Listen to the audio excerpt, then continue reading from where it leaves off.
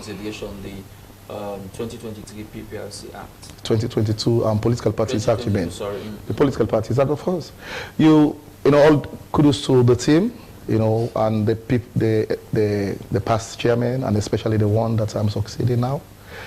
The legal framework had been such that you realize the name of the commission has even been changed by the 2022 Political Parties Act from Political Parties Registration Commission to Political Parties Regulation Commission. And regulation, of course, you know what it means. It means I can monitor, I can supervise, and once we can supervise, that means we have some mastery and control over the parties. That is to say, we can agree with them, we can look at the way they want to go, and we can tell them, no, this way that you want to go is not supported by law, it's not supported by best practice, so you must rather come onto the left. So if you're asking me whether we have enough powers, yes. And that is something the politicians most times don't want to yield to. I mean, giving their powers to an individual or an institution to regulate them.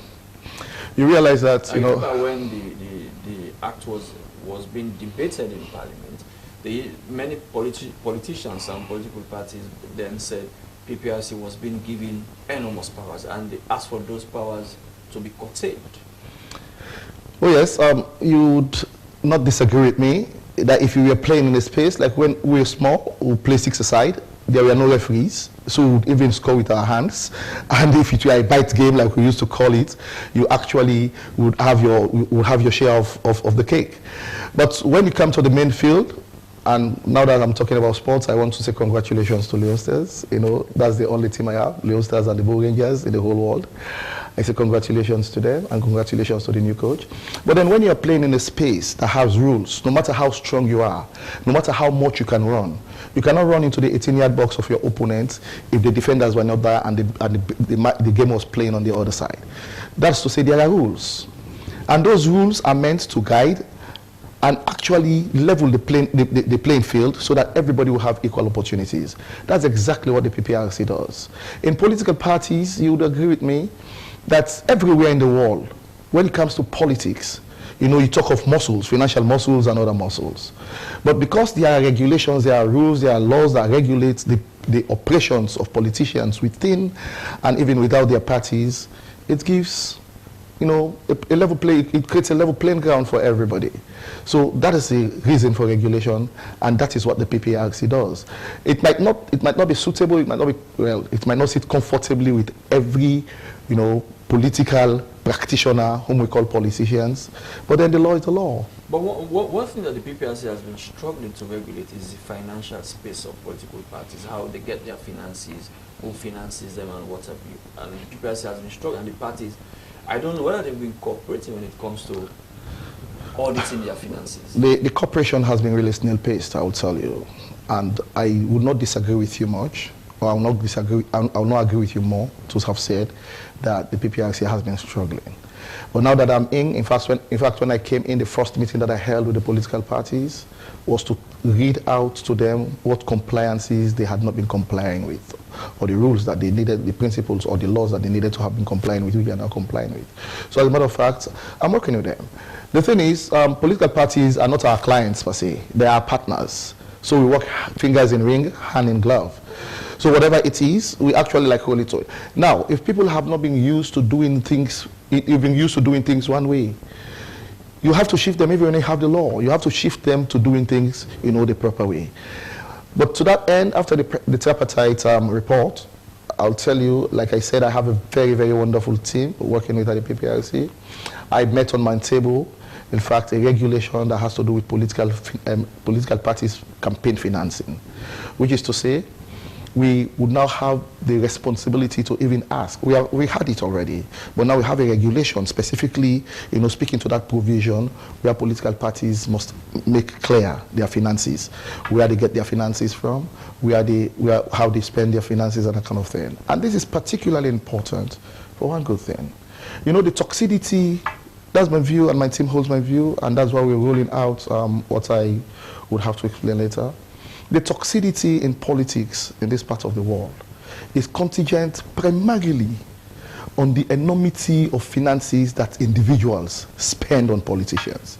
Imagine somebody had a house, you know, at PZ and sold that house and put all the money on a particular presidential candidate, you know, hoping that when the presidential candidate wins, you know, even if he does not have a house at PZ any longer, that's the thought, that's the belief, that's the feeling, but he might have an employment that may be able to give him another house somewhere, and that person loses.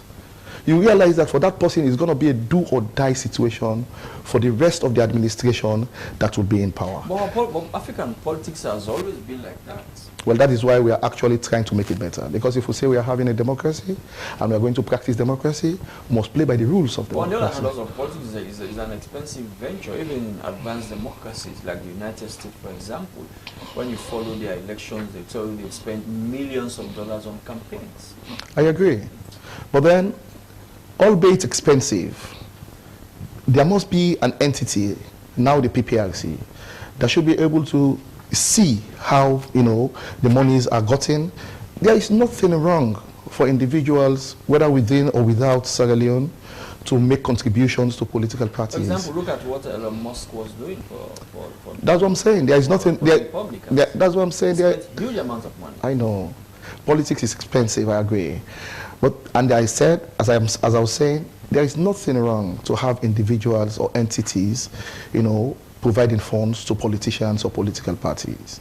But then we must know that they provided funds to political parties. Elon Musk provided over $75 million to Donald Trump's campaign. But then it's in records that he provided that kind of money. So why is it that in Africa, in Sierra Leone to be precise, funders normally don't want to be recognized, don't want to be known that they are the ones funding political parties behind the scenes? Well, except I make a conjecture based on the knowledge I've now acquired coming into the political space, working at the PPRC as chairman.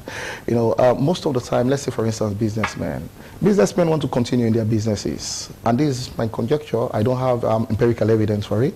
But then businessmen want to actually stay in business. So what they do, if there are two main political parties and they know the space can only be occupied by either of those political parties, they will spend some money, you know, give party A some money, give party B some money, and to them that's a win-win situation. And because they are giving both parties monies, they may not want this other party to know that they are giving money to this other party, because that might actually affect maybe the relationship with the party that may come into the known that they are pay. So I would conjecture, and reasonably so. So how do you manage such information? Well, do you go in depth, for example, to say in your bank statement, for example, $2 million were sent, and it was sent by this businessman, this individual? Do you go deeper like that? Well, we've not started going deeper. For now, we just want to know how much came in and how much is spent. It must be borne in mind that political parties are entities that work for the benefits of some people, a section of Sierra Leoneans. And if I relate our act to the Anti-Corruption Act, which I'll always do, is that monies that go to political parties are public funds. So it is even good for us Sierra Leoneans and those who belong to political parties to know how those monies go.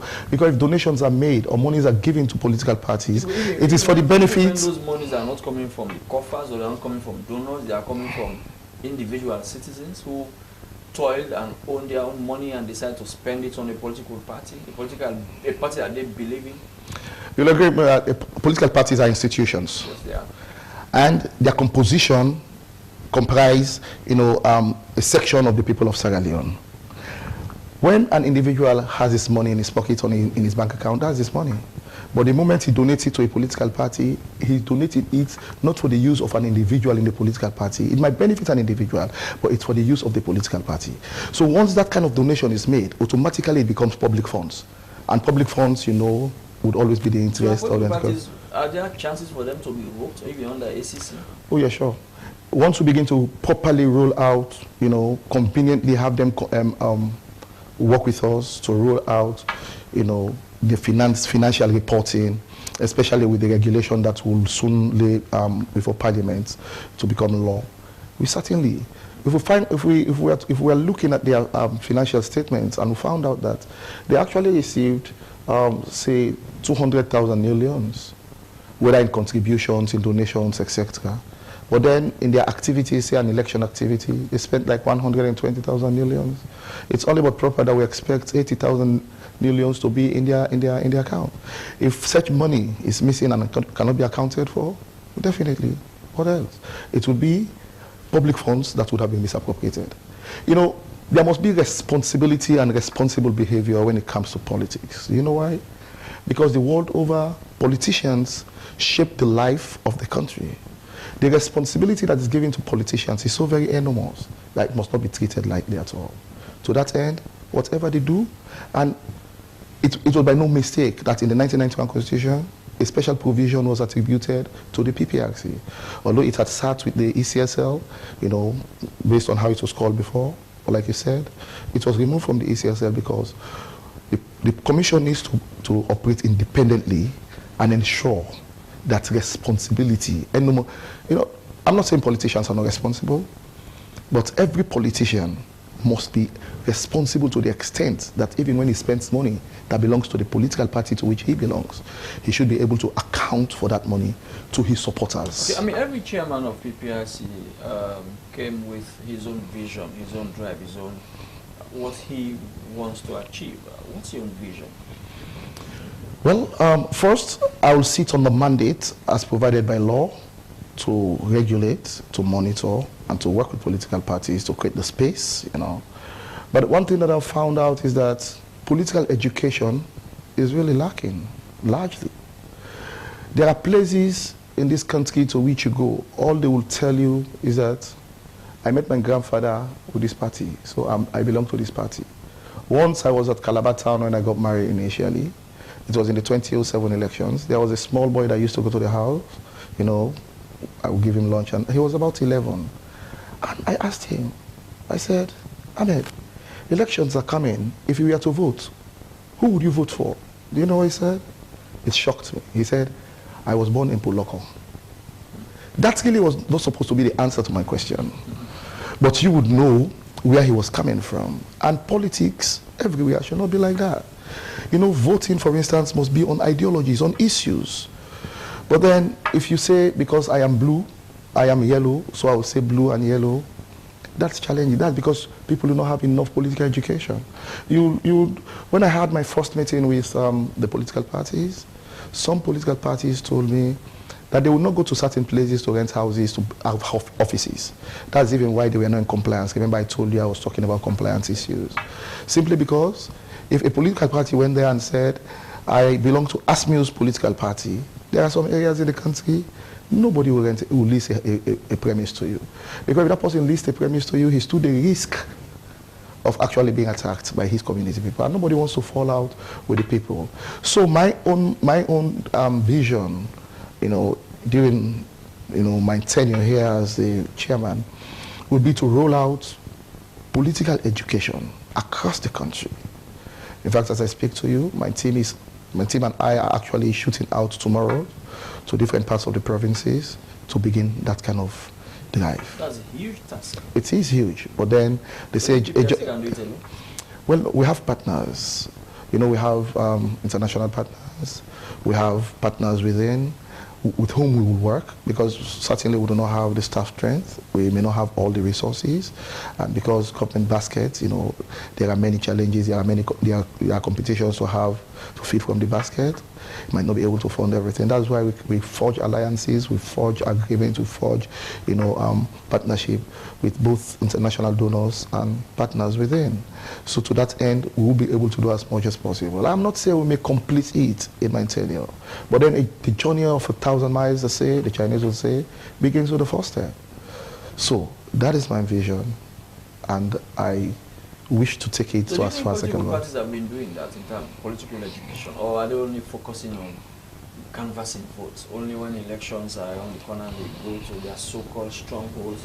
I mean, they don't have much to say to their people unless to say, your grandfather was in this party, your father was also in this party, so you should be in this party. We speak this language, so we should vote for this party. Well, even if they have been doing it in the past, I think more needs to be done. I tell you, I come from a space that was non-political at all. But then, I think more needs to be done, because I am mindful as I sit here that a huge chunk of the people of Sierra Leone need to be more educated than they are politically. They need to know what the issues are. They need to know, you know, I would say they've been trying, because time there was, maybe before the war or during the war when we were still small boys, You know, there are certain people in the far-reaching, you know, the far end of the country, in our villages, who did not even know the president's name. Then we did not have the opportunity of having WhatsApp or social media. So some of them may not even have seen a president right through, or a head of state, right through the term of that head of state or the tenure of that head of state. Now, at least, if anybody sees the president of Sierra Leone, you know, on phone, they will know this is the president of Sierra Leone. So progress has begun, but more education needs to be done.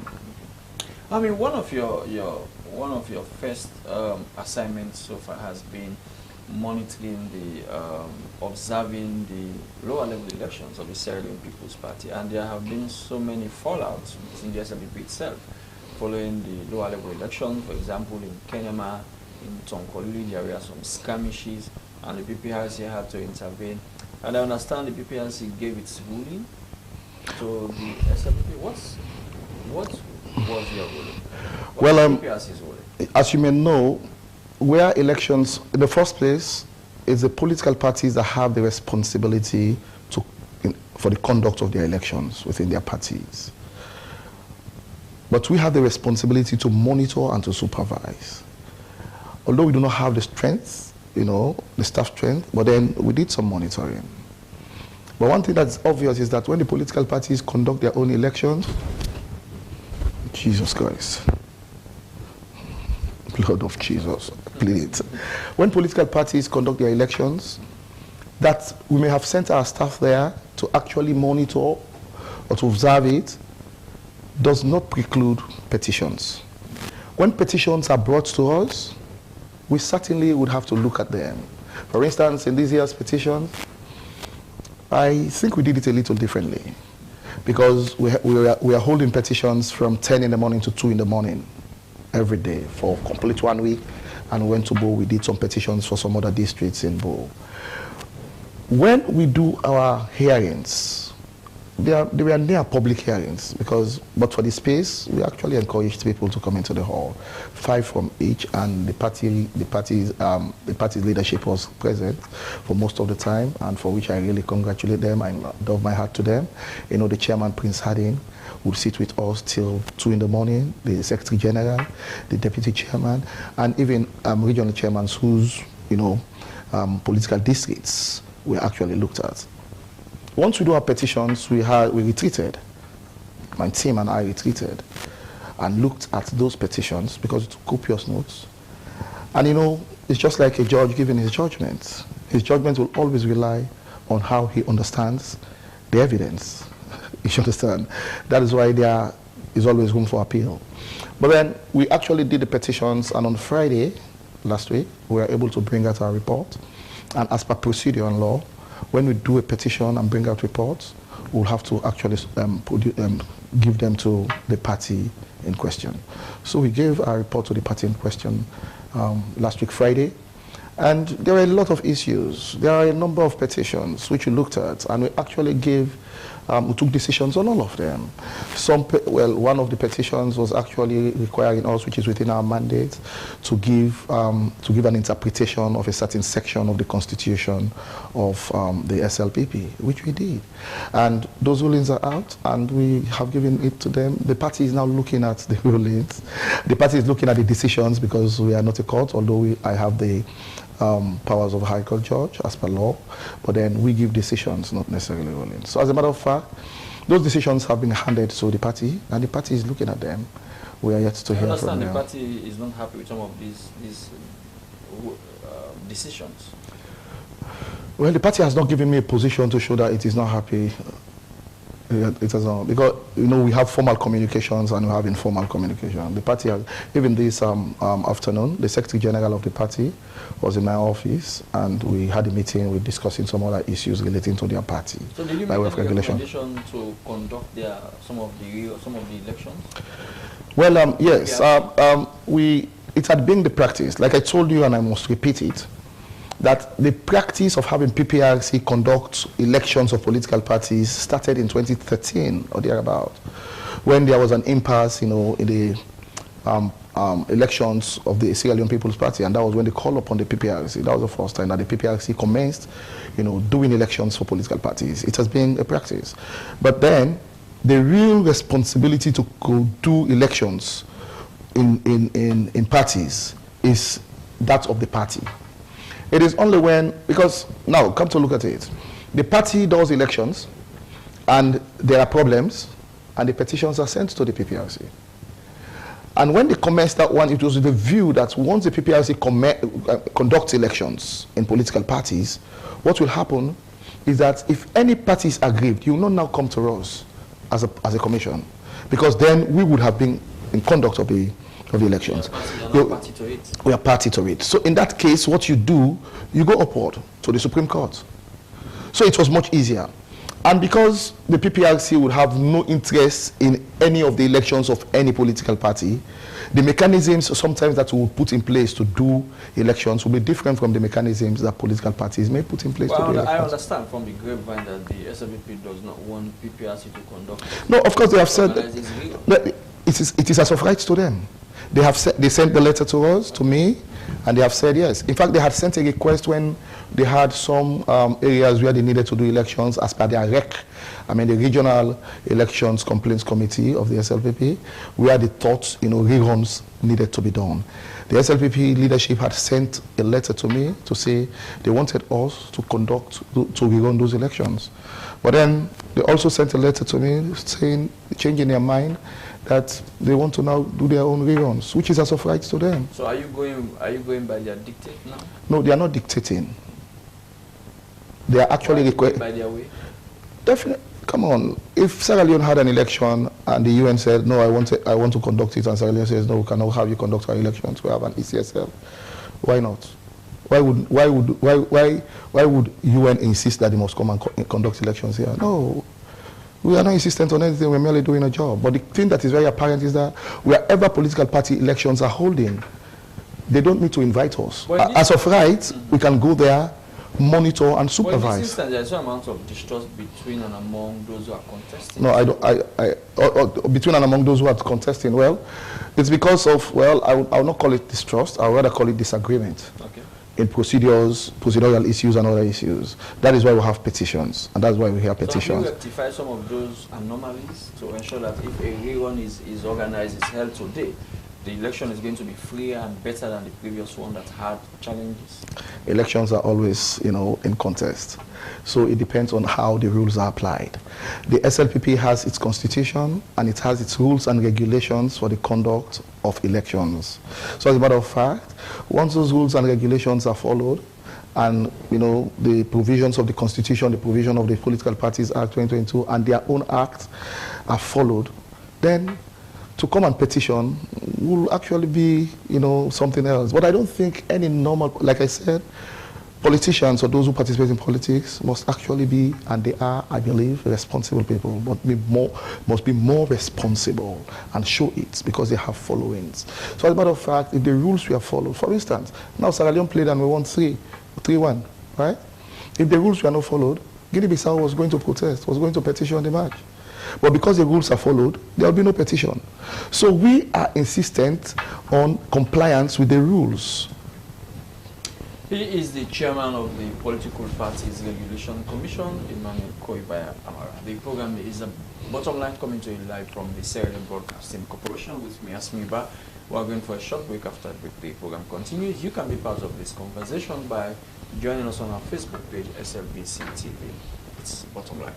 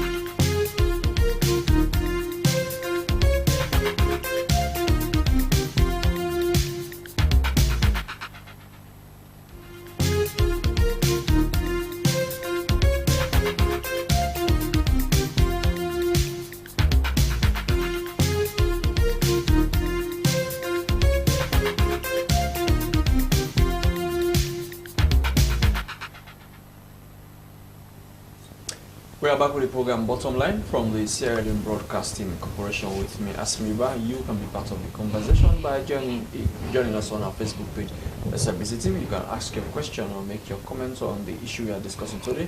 My guest is the chairman of the PPRC, who is clocking 100 days.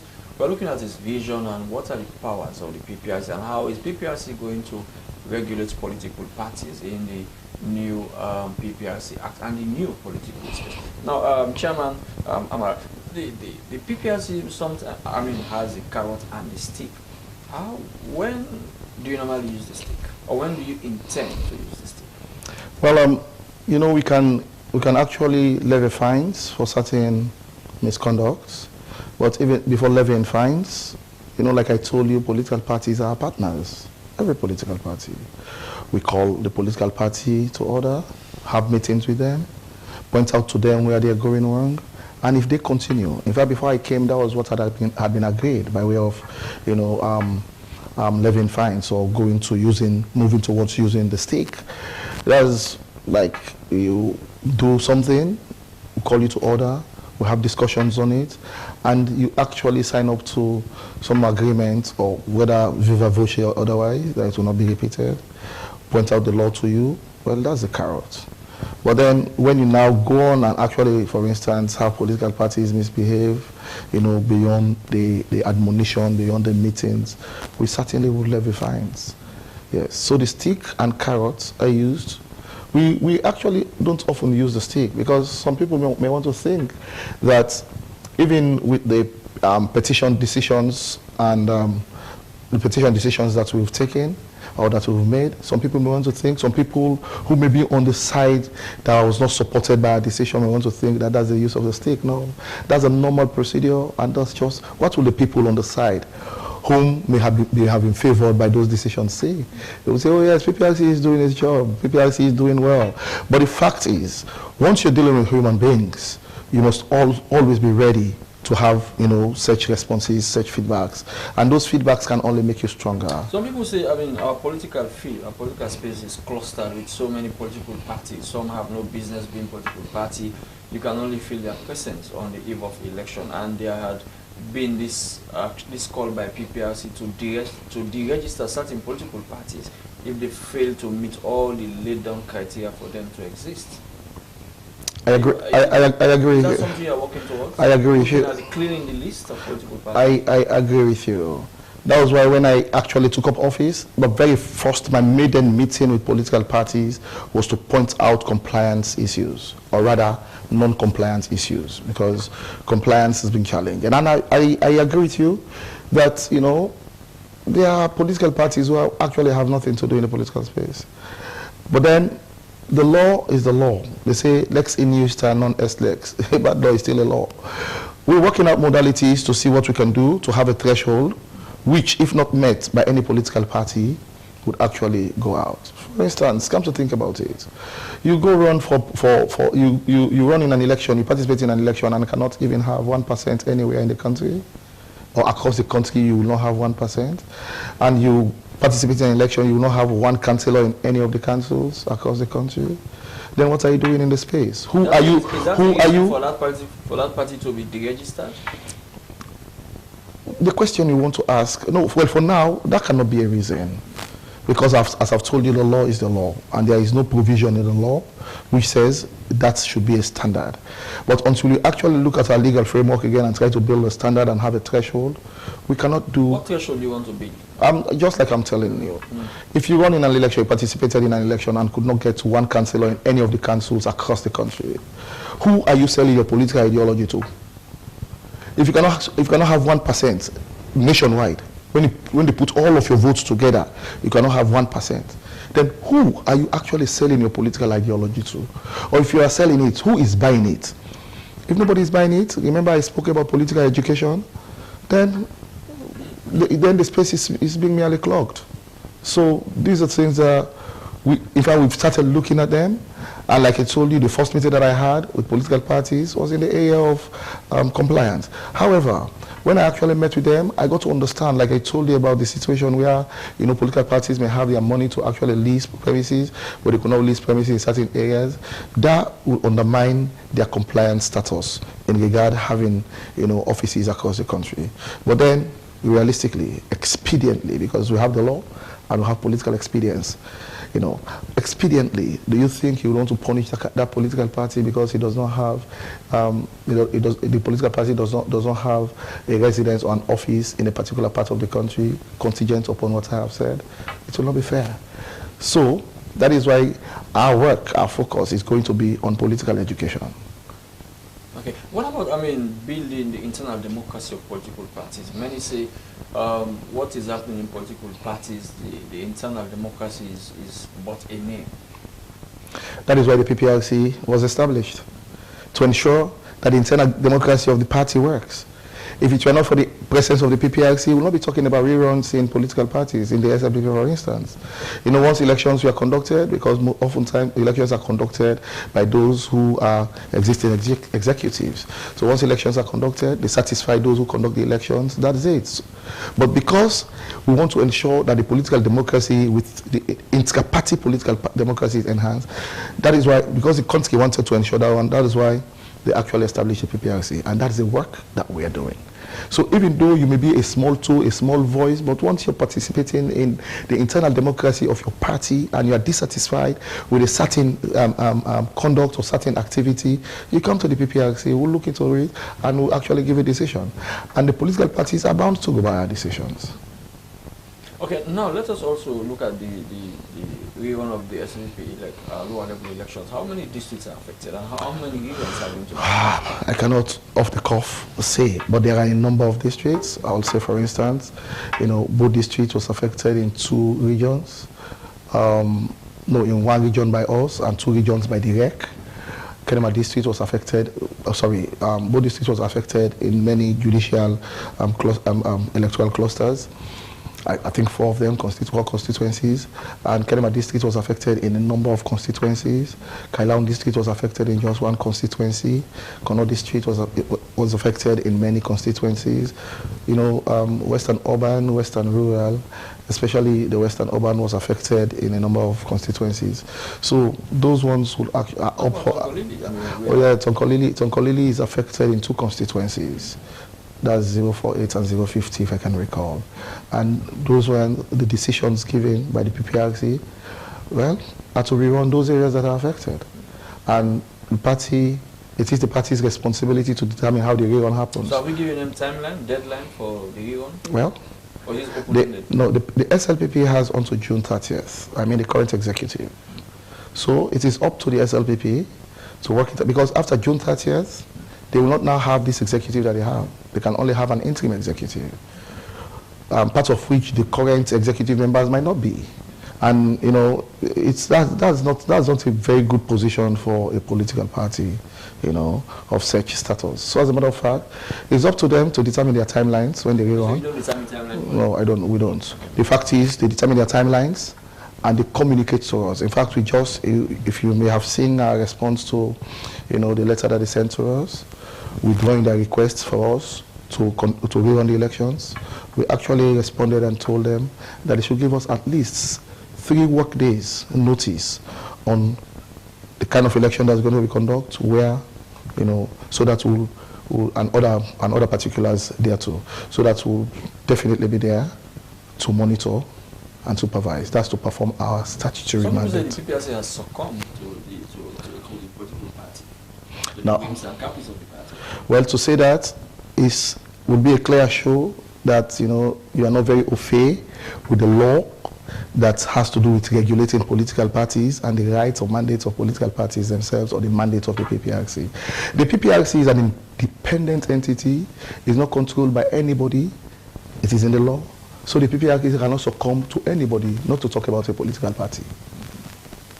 This issue of letter, I understand the member of the People's Congress, Dr. Sylvia Gliding, it was all over social media, she wrote a letter to the PPRC, but we haven't seen the letter, neither have we known what the contents are. But I think PPRC has replied to her letter asking the APC to answer some of the questions that she's asking. What's the content of her letter? Well, to say you haven't seen the content of the letter, it's because it was not written to SLBC. It was written to PPRC. So, of course, we are... a public document. Yes, well, the fact of the matter is because we have the freedom of information or freedom to information or access to information law. No document that goes to a public entity is a private document, except it were actually supposed to be private by some other provisions of law. But we do not have any provision of law that makes documents that go to us or that come to us. What is she asking for? Well, she's asking for certain things that, well, she's complaining about certain things that that her party is embarking on, has not embarked on it, which might disadvantage her of her position as some founding member or something of the party. But those are issues that are within our purview. So that was why when we received the letter, the day I received the letter, just the following day, I haven't read the content of the letter, digested it. Just the following day, I acknowledged the receipt of her letter and then wrote to the party with and attached the documents that she sent to us, with that complaint, so that the party could respond. So what's her complaint? Like I told you. She complained that the party wants to disadvantage her. Well, the party is talking about is it registering or doing a kind of taking fresh steps, to have members in the party. I don't know whether it is verification or re-registration, but I'm waiting for the reply from the leadership of the APC. And once that reply comes, we'll know what the next steps will be.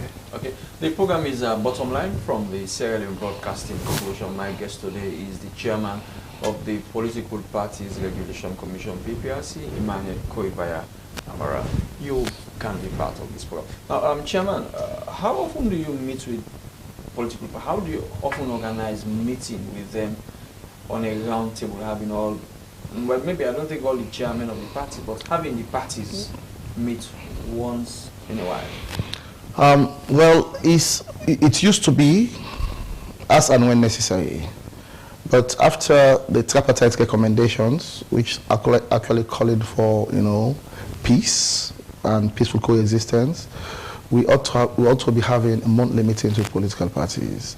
But I will tell you, I've held just one meeting with the political parties, and it was not under that rubric. However, the last meeting under that rubric, the tripartite rubric, that was held in December. In January, there were challenges with funds, so we could not hold it. In February, there were other issues pumping in. We've not held it, but I'm pretty certain we'll try to have it again this week. But then, this month. But then it's actually ought, under the current rubric of the tripartite recommendations, to hold meetings with political parties monthly. What did the recommendations say about PPRC, the tripartite recommendations? There are a number of recommendations, a number of them, and we are looking at them. Some of them must affect our legal framework. We actually have done a position paper on that. Well, we are doing a position paper on that one because political parties are partners.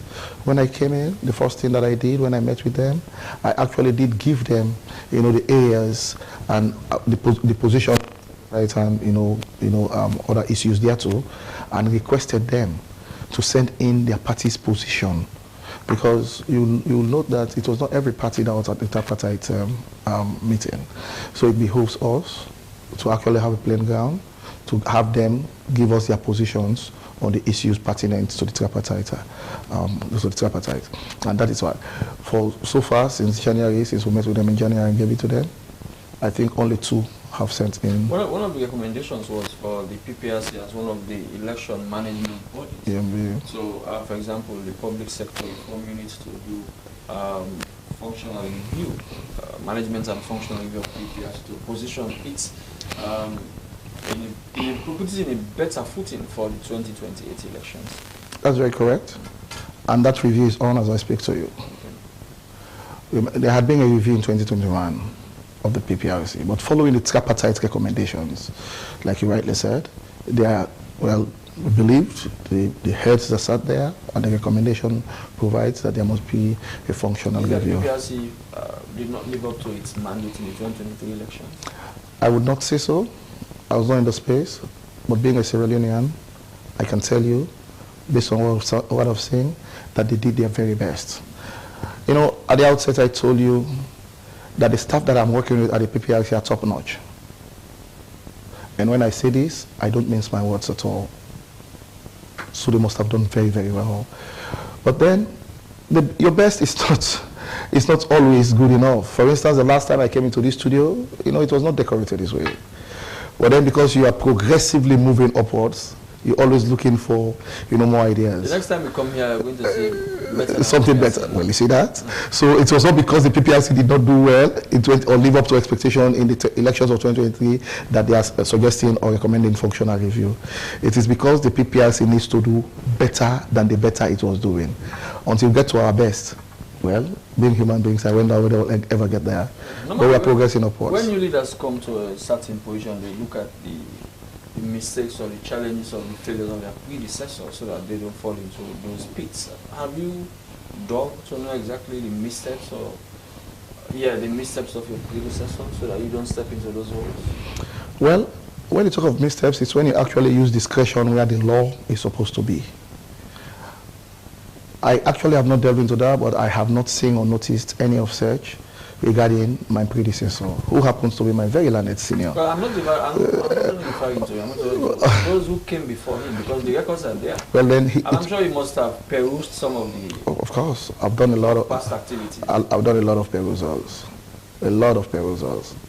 So as a matter of fact, like I'm telling you, what my predecessors were doing, they were doing what was just, you know, appropriate at the time. What I'm doing, I'm learning from. In fact, I use whatever steps they may have been taking, you know, as a guide to guide my own path. Are you receiving some guidance from your immediate predecessors? Like I said, he's the only surviving former PPRC chairman. Well, we talk a lot. He's an elder brother. He's, you know, in the business of the law. You know, he's my senior, many years standing. So we discuss a lot. Is it the job that has started giving you gray bears? I'd had gray bears before I went to the PPRC. I had gray bears even at the ACC. In fact, when I was at the ACC time there were when I would go like 4 days straight not sleeping at all. So it was as hard as it was as hard, maybe as challenging as what I'm doing right now. Maybe. Have you seen the ACC? Well, I contributed so much to the ACC that I can only pray that it continues to fly the way it is flying. But because of what I have on my desk, it is when you don't have much on your desk that you sit to miss other things or other people. But I have so much on my desk to chew that, you know, I can only pray for the SEC to continue to fly. So how did you come to get this job? As you know, it's a job that's offered by the presidency.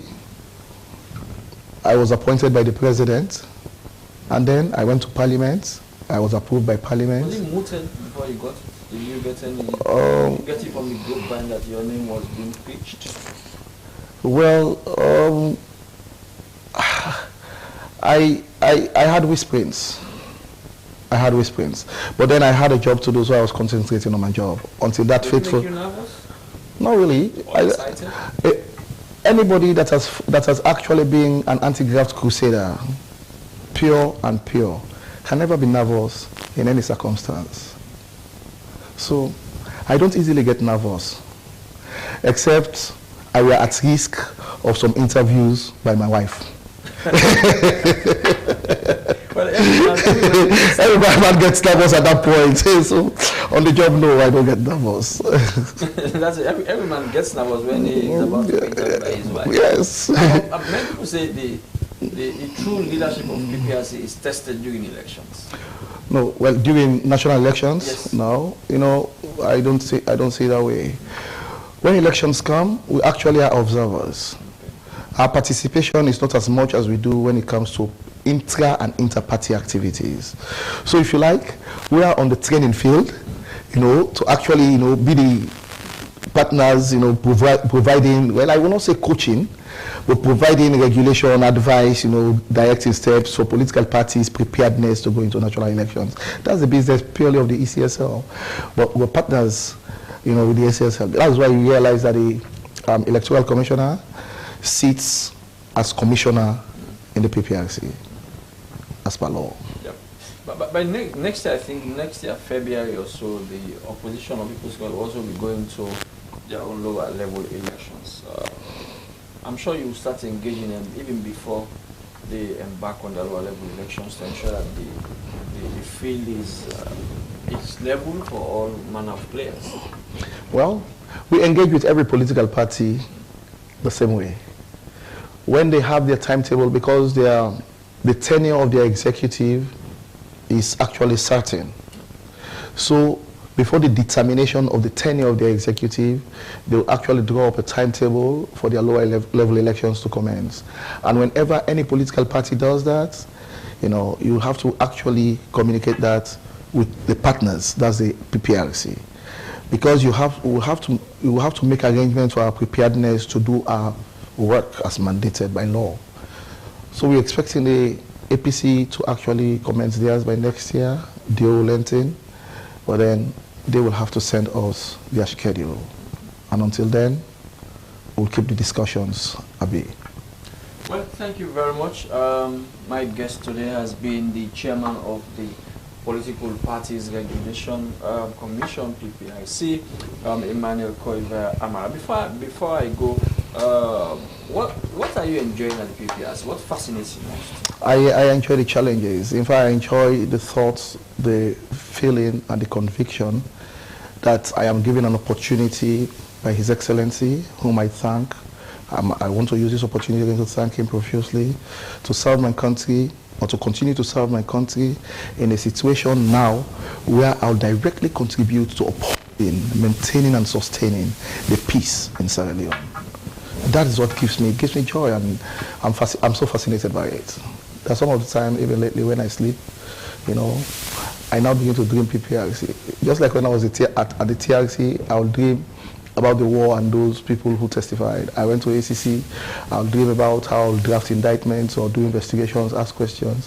Now I dream about how wisdom will be bestowed more upon me by the Lord, so that I'm able to ensure that political parties are kept intact on the principles of democracy and in readiness to compete with other political parties. Thank you very much. Well, that's it. He is the chairman of the PPRC, Emmanuel Koivaya Amara. I understand Koivaya means end the war. Well, really, you have transliteration and translation. Well, the linguist will say. Koivaya is transliterated to mean scatter the war. Scatter the war. But it is translated to mean it end the war. Yes. Wow. So I'm sure you're going to end. What war do you want to end? Well, the war of political toxicity in Sierra Leone.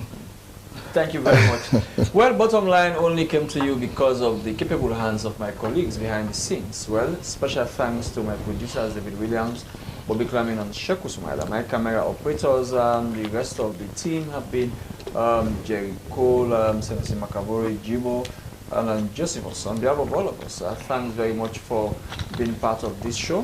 My guest today, like I said, has been the chairman of the Political Parties Regulation Commission, who is clocking 100 days. Don't forget, this program is repeated on Saturday at 2 p.m. Till we bring to you a fresh edition on Friday, I have been your host, Asmi Uba. That's how I say goodbye and God bless you.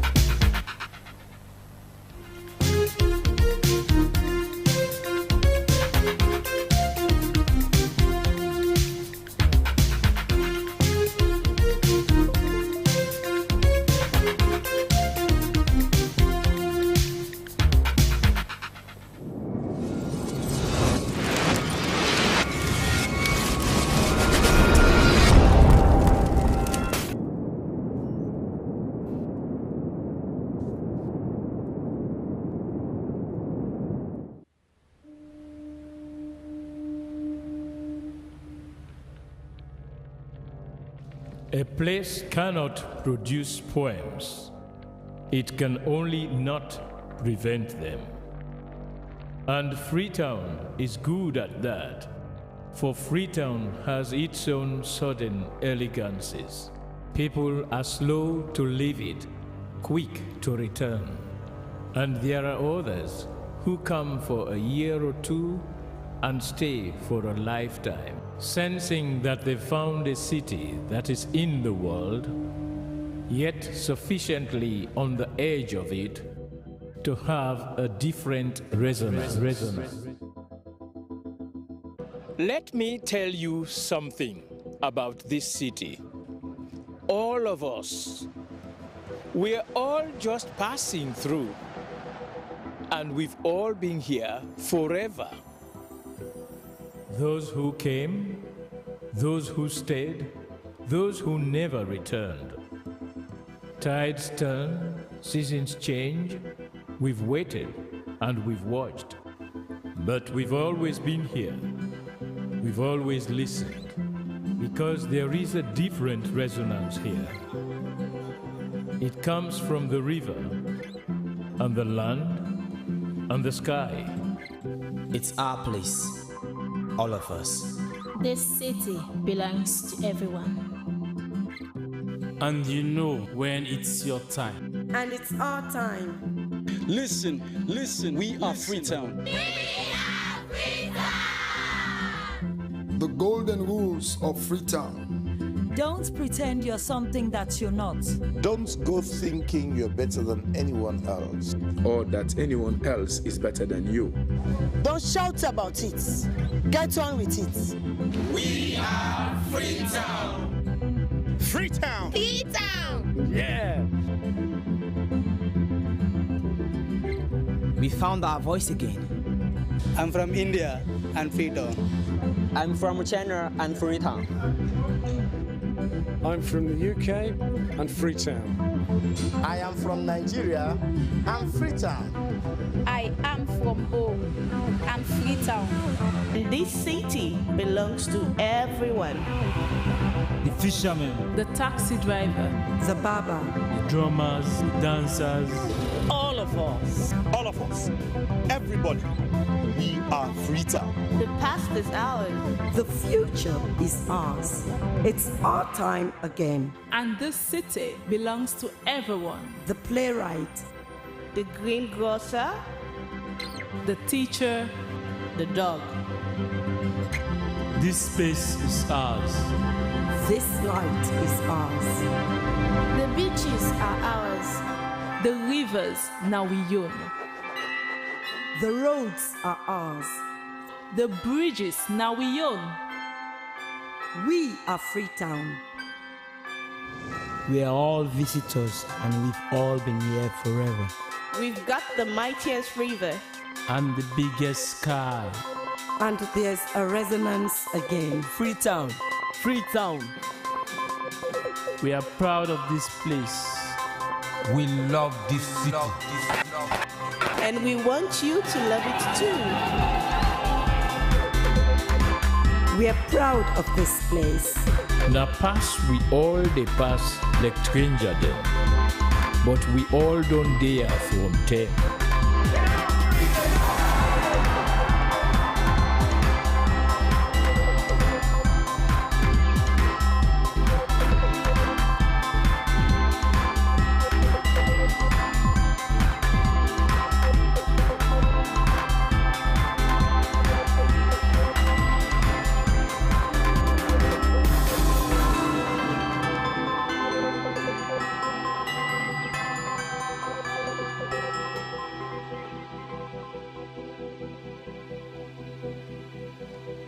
Come here, and you'll feel it, that end of the line sense of freedom. Say yes to Freetown. Say yes to freedom.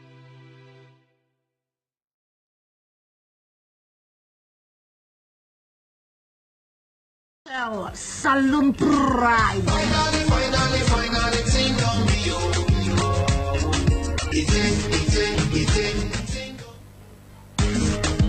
What? You bought yourself a new phone and you didn't even have the guts to tell me. Why the phone? Really? Yeah, this is yours. Hey, it's Q-Cert's phone. The best in technology. This phone is superb. The latest smart models. Q Mobile, Q Smart and Q Smart Plus. Finally, if you sell phone, then don't come. This will top the market. Isn't overtaking allowed? So, go grab you. What? You bought yourself a new phone and you didn't even have the guts to tell me. Why the force? Really? Yeah, this is yours.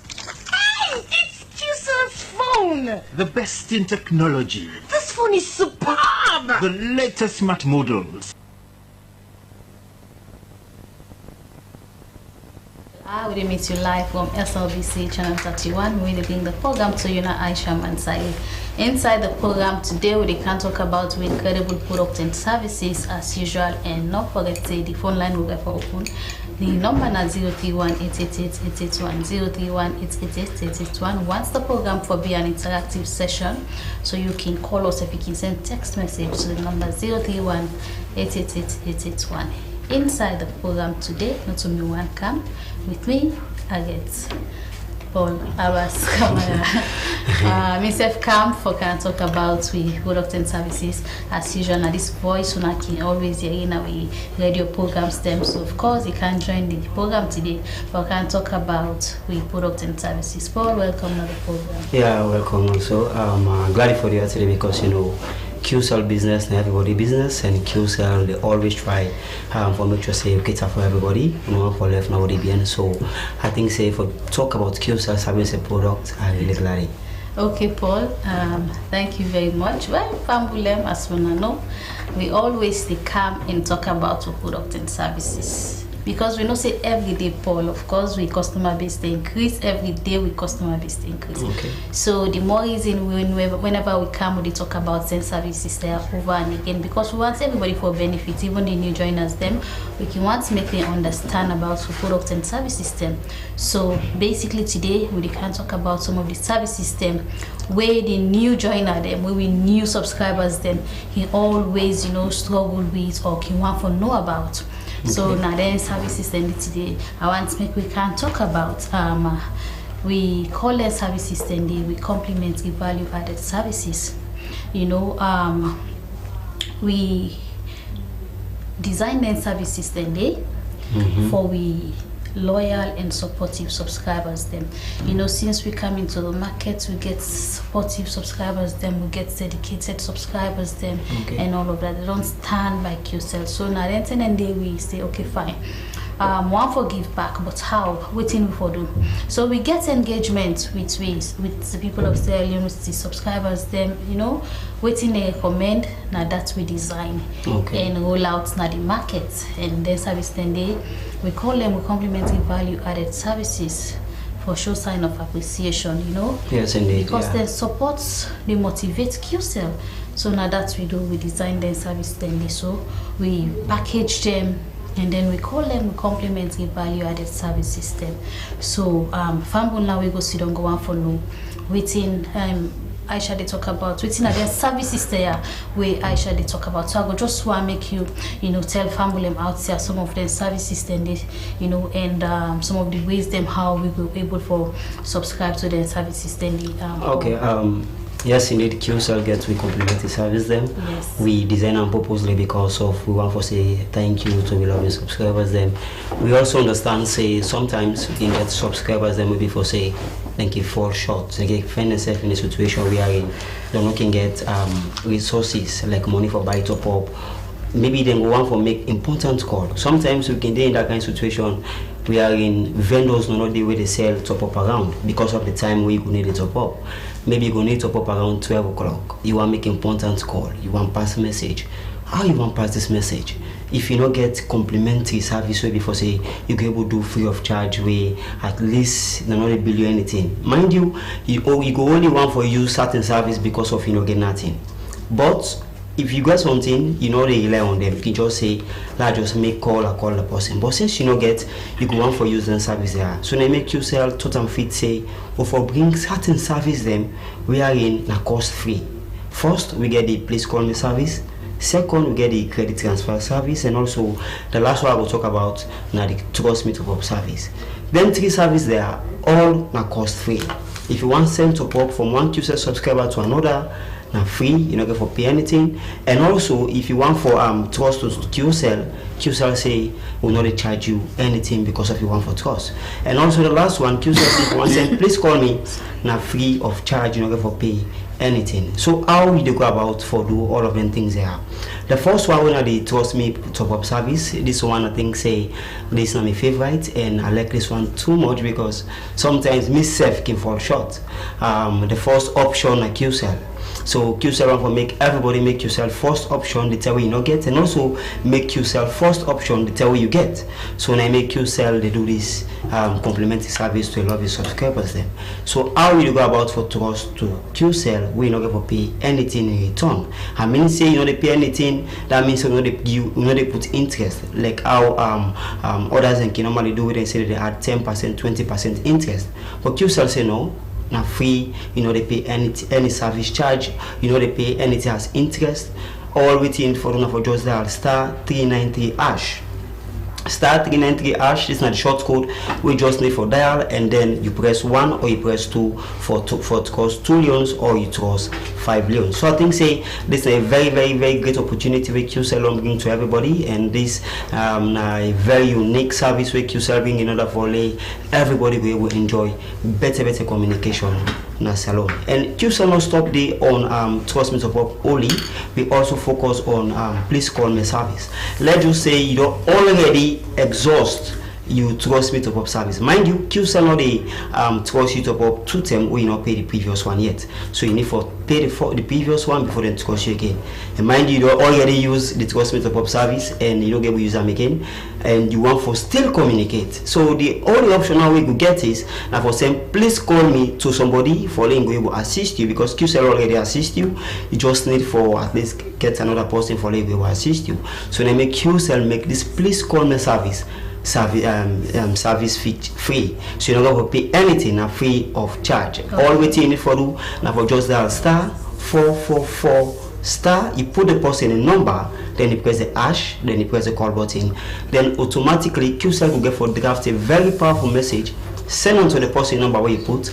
Then the person upon receiving this message, you get to think about them depending on how QCell write this message, and I assure you say the way QCell will draft this message for you, you self no regret them at all, because the person will definitely get for call you. So and this QCell can normally do in order for we say we give back to we loving subscribers. And the last one we in the top up transfer service, and this one now for mostly the parents them and also the daddy them and the mummies them, even we can normally fall in a kind capacity.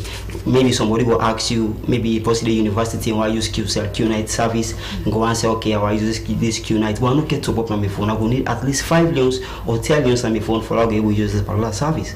So you don't get it top up. You don't say please call me to somebody, then the person get for call you, then he asks you what happened. Then the first thing will tell her, please send for me 5 leons or 10 leons. Mind you, maybe the person will say QCell, you're able to transfer top up from one QCell subscriber to another for free, and go just assume say QCell get for court, I only get 5 leons, I don't get to give 5 I only get 10 leons, I don't get to give 5 leons, because of if I give 5 leons, not to 5 leons for left on my phone, and get this kind of perception. But QCell want for me, you know, say with QCell service, if you decide for transfer top up from one QCell subscriber to another, now free of charge. You don't get for pay anything for as service cost or anything.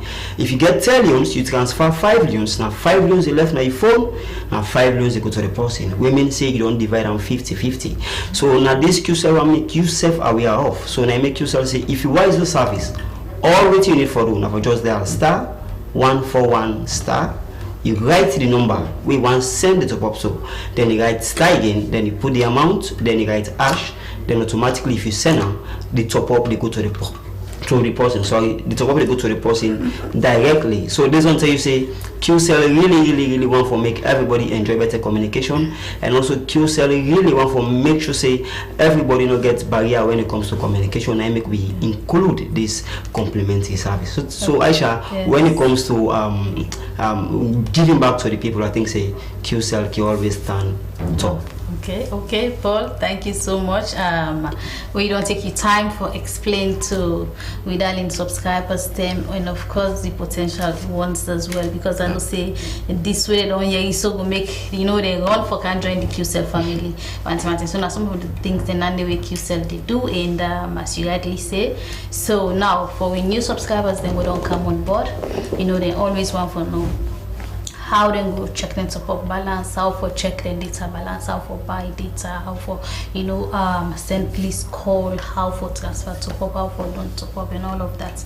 So QCell make it simple for you, but if you're not a new subscriber, you want to know how to check the top-up balance, all you need for do, you dial *101# and then you will see your top-up balance. You also want for buy data, you can just dial *303# and then you go able for buy data. You want for check your data balance at the same code you will use when I *303# and then you go check your data balance and all of that. But because the code them boku, we know so not to everybody able for know all of them things then they at the same time. So QCell don't make it simple for you. You don't make it easy for you.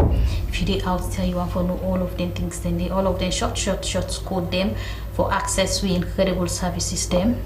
All you need for do, you can dial *343# *343#, and then you send them. When you send them, you will receive message in your inbox, and then when you check, you will see how for access all of the services there. So when we don't talk about inclusive the complementary value added services also where we don't talk about. So now the simple process then where you go through, we will able for latch into all of them services then day. And also don't forget say the phone line open, the number na 031-888-881 031-888-881.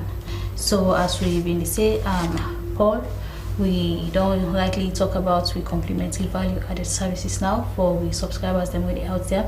I like we talk about the loan me credit service. Unique. It's so unique because they go with any extra charges, just like how you rightly say. With QCell within you trust 9, then they take from you. You trust 2,000 euros, so you buy top up now 2,000 euros no more QCell they take from you. It was 5,000 euros, so you buy now 5,000 euros no more QCell they take from you. That's that's make we loan me credit service unique. But if you did the other side, it was 2 loans. When you buy top up, you will get for pay past 2 loans. It was 5 loans. We buy top up, you get for pay past 5 loans. But with QCell, within it was 9 QCell they take from you, and with no extra charges at all. I think we get a call. Good evening, welcome to QCell. Hello? Yes, good evening, welcome to QCell. Hello? Yes, we get you loud and clear. Good evening, welcome to QCell. Your name and who side you call from? My name is Kwesi, I call from Freetown. Okay, Kwesi, welcome to the program. Make your point. Yeah. I want to know if when I get that weekly data, for the day, for the week, for browse any kind of thing, for download any kind of thing. Okay. When some another coming back in Duan, so I want to know if I have to back in Duan. Okay, Kwesi, thank you. When you call on the program, continue for listening. We will explain to you. Yeah? Okay. Okay. So yes, as we say, so now some of the unique service and the way QCell gets, and then you talk about the. So let's just talk about the subscription process for the loan me credits when I start *393#, and then you will loan credits from QCell, and also you also talk about another incredible one when the transfer credits where you talk about. They go with no charges at all. If you did the other side, you get for spend money for you latch into them services and if you use them services then but with QCell you know go pay nothing for use them service then they transfer top up service you know go get for pay nothing. The same applies to the please call me service, you know they pay no extra charges. If you get the other side you get for pay extra charges for all of them services then so now that's the more reason that we make we say come on board because QCell prioritize customer satisfaction because we know so now we partners in development. So whatever we do them side by side. We engage on before we do have any service. We engage on before we roll them out because we want to not forget to feel of and enjoy the service and all of that. So now that's we complementary value added service then they about. And also we can talk about we cheapest tariff. Of course QCell on position itself as the most affordable mobile network now salon. So people can always say how it's you know mean it's you know can say you know when you talk about voice call you talk about SMS. Okay, we go hold and then answer this call. Good evening, welcome to QCell. Your name and side you call from. Hello? Yes, good evening, welcome to QCell. Good evening, this is Mohammed Mara, call from Lovely. Okay, Mohammed, welcome to the program. Make your point. We really appreciate the service. We tell you plenty, thank you. Now, once I as well with the support center then. Based on the reversal, because anybody when they eat solid they make mistakes. So sometimes when they make mistake, when they send support to wrong number for reversal, it can take a time before they do. And sometimes like you tell you they don't take on the customer line, without mistakes so that they only on fault before they reverse and to we. Sometimes you know they reach to weekend, so then they involve we and we all say the profit is small. Okay. So then they affect it quickly. When they talk so are very important, so then they have been mistakenly sent about 200 to one number. Then they are called for and say, I know we get a bonus office na copy. Then I do all kinds of things, we get out of updates. So now big losses to me. So they are one for now improvement, then they as we do mistake or you know the plan and you know the meaning about anything can happen. So when we call for help, let us attend to it because we all the partners. So they are the main contribution that day. Okay, Mohammed, thanks for calling. Continue for listening to the program.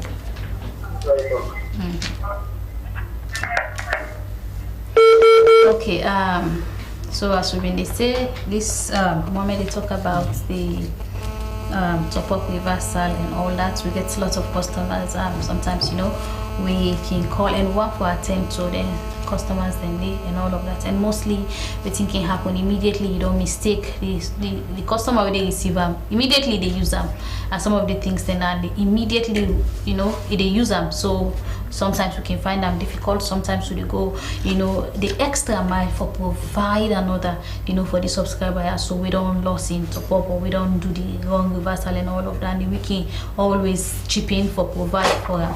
But you know now that's make we always say advice you know immediately happen. Ensure say you call, no wait. Immediately happen you call, or if you didn't the nearest if you didn't near any of the office you can just go the quick and then you explain and then we can run for you fast. But the moment you don't let you don't for hours or for days then they use them. So that's me always encourage you for run this. But now biggest assured day assured say QCell there for now we there for all of them things then for sort of out for make una happy. And the more reason we they do programs them like this you know for satisfy una for make we from and then we can know waiting for do in terms of for improve the user experience and all of that. So thank you so much for all the callers then with the call and all of that. So now keep on calling. Yes, also Paul, I want to make we talk about the first caller, Kwesi from Moriton. They talk about unlimited internet service. I just want to make you up more quick. They ask if we get any unlimited internet package. So of course we get plenty, but I just want to let you talk about one or two. So yeah, we will discuss one or two. Okay. Yes, indeed, QCell get unlimited package. we get a range of unlimited package anyways. We get the monthly, we get the weekly, and also we get the daily. But the person, I think the caller they asked specifically for the weekly. Yes, QCell gets the most affordable weekly unlimited package. We mean say if you decide to buy QCell unlimited and they last for 7 days, and with QCell in 7 days, not 7 days, you can download anything you want for download, no doubt. But if you want to subscribe to this particular service, except you get for join Q Money. So if you're forced to be a Q Money, if you activate a Q Money, and after upon activation, you will buy now this unlimited what they talk about, and this now the weekly, and they go for 55 millions. Like I say, now the most affordable way you could get in a mama salon. So with no doubt, I go on for tell the person say yes indeed, QCell get this unlimited way day now, and at 55 millions, and a QCell first car with unlimited before others then follow. So this one tell you say if it don't exist even before this time, and first now with 45, and QCell be get for upgrade certain things, and we say now if you decide say you use them, you go for enjoy the connectivity and latest technology we use now, and this one tell you say now 55 millions for we 2 Mbps, and we now 2 Mbps with the give, whilst others go say they give 1 Mbps for 60 millions, we say 55 millions for 2 Mbps. So I think say a very good one for the person. Definitely, and you know the unique thing about this service, we are the most affordable. If you say you want to go the other side for use you can for spend way above 55 millions, but you know with QCell, with Q Money, not just 55 millions, and then you're able to enjoy for 1 week, you know. And the other good thing about this, when you do that weekly subscription day, sometimes you don't use 5 days, 6 days. Some people can want to subscribe again and all of that. You're not able to subscribe. No, they allow you because now 7 days in time. Definitely. So one for subscriber they use them to the max. We no one for say after 5 days in court then you pass you for buy again. No, if the subscription not done yet, you won't buy. They tell you say fail because you still get something inside. Yes, you're not able. So you see QCell, with QCell you enjoy transparency and all of that. So until you done your 7 days before you go able for to make any other subscription, you know, like you say if you go the other side, you know, they're not the I say you don't wait till you want for do subscription again, and then you go do the subscription. But with QCell until that one is done, and as Paul rightly say, you get for if you did QCell, you want for enjoy that service, you get for activate to Q Money. You get for activate using to Q Money and all of that. And the simple process, I can always say, now we get plenty subscribers then. We know about the weekly unlimited, you know, where of course now Q Money. With Q Money you're able for latch into and you're able for enjoy the service. So if you're not a QCell subscriber, I would encourage you for activate to Q Money, so you're able to enjoy the incredible weekly unlimited. Not only normal Q Money gets boku service system, incredible service system, we're unmatched in the market. But how you go able to enjoy all of their service system day now only when you join Q Money. Are you able to enjoy their service day? I can always say whatever, if you're in doubt of anything, you know, you need able for reach we at the moment, you can feel free to call 111 and then go take you through the process. But if you also don't become a Q Money subscriber, you want for use this weekly unlimited, just dial *323# *323#, and then it go the drop down there. We very simple. You will just do what you want for do. You go see all the menu, all the options then at the menu. You can select and then you go able for buy, and then of course you get your password. You go able for enter. And it's so simple for go through the process for subscribe and able for enjoy that service. So come Q Money, because of course we are reliable. We are the most affordable. Like you always say, we not only they give affordability, but we also they provide reliability. We want subscribers them for be happy out there, you know, for feel relaxed, because know how you know how people been on the struggle before QCell come into the market. So we know all the challenges and all of that. So now that's make when we come, you know, we catch the attention of people and let QCell, you know, people are happy. I can always say, come QCell. People can say why, you know, we cannot see all this. By the end of the day, people can say, we see some of the reason before I can't join QCell and well, I think so that one reasoning too much. If you say one join QCell, definitely get many reasons and way to make it for join QCell. Because when you look at from who side QCell come on to who side QCell they now, and from how QCell we meet Sierra Leone and how QCell don't play Sierra Leone when it comes to communication, I think QCell don't do a very great job because we all can testify that before 2019, the way communication be it on voice, be it on data, it was quite too expensive. So not to everybody they will afford them. But now we find out say even small people will buy data, no matter the amount. Because QCell don't place with data plan to a way that even if as low as 19 cents you will buy data. Definitely. So that don't tell you say even if you get 1 million you will buy data. So this I think is a very good reason for you self decide say they join QCell. Definitely, I can say QCell can unlock the world of communication to the people of Sierra Leone because it's really difficult when we can everything change. So some of the reason and why you can join QCell for quality service delivery. When once we introduce service, you hardly hear you complain or any of that. You know, quality service delivery counts on QCell. And also for customer satisfaction, count on QCell. For affordability, not only affordability but reliability as well, count on QCell. You know, we always prioritize with subscribers them out there, we're not a joke with them at all. So now some of the we get a call now, we can respond to this caller. Yes, good evening, welcome to QCell.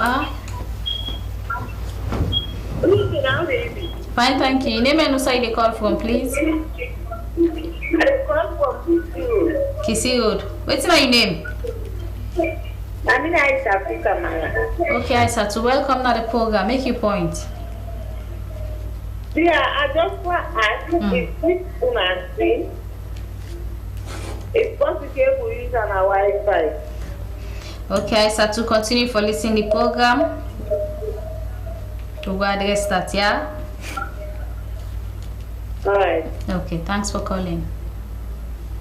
Welcome. Okay. So yes, family, as we've been talking about, we QCell on placing safe into the market as the most affordable mobile company in the country. So we'll quickly talk about tariff, we affordable voice tariff, and then after which we'll go shortly when we come we'll talk about some more services. So now somebody will just join QCell, they want to know it's in a QCell tariff, or you want to convince somebody now for coming to the QCell world, then you choose for talk about the voice tariff. You know, how best you able for convince this person for make you come on board, for make you understand say QCell on place itself as the most affordable mobile company in the country, where they provide the most affordable tariff on voice, not only voice, data and SMS, but for now we'll talk about the voice tariff. Okay. I think say just the affordability aspect don't convince the person, but someone can normally say. Okay, Paul. So you'll just answer this call.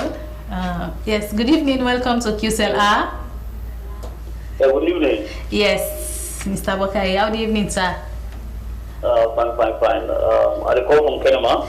Okay. Welcome to the program. Thank you. I really enjoy the program at Kenema, and we just want for show them at the QCell is very well at Kenema. Okay. And we appreciate the good work QCell is in the country. Okay, thank you so much. Thank you. We appreciate you. And that's our contribution. Okay, thank you. So like I say, if I just want for limit them to the affordability aspect, I think say they try for deprive certain people, because people are still not aware yet say what QCell really bring to them now something like a gift. Because when you look back, for a person make cross call, like let's just say I want make cross call, I want call from QCell to Alasan or Alusan. I be afraid. I be the kind of the thing say the top up then go just not drink then go the income like we drink water. So people just get this kind of mentality, because now in them pull before 2019 and come with inside. So still it plain at the mind, because I remember once sometime somebody asked me for my call, I gave me phone, they began for ask which company what they use. So I tell them say na QCell. I say no to QCell number one call. So I say call because QCell don't pave that kind of way. We are in even if they make cost call. It don't feel by normal call. So QCell say waiting with the bill you for QCell to QCell call.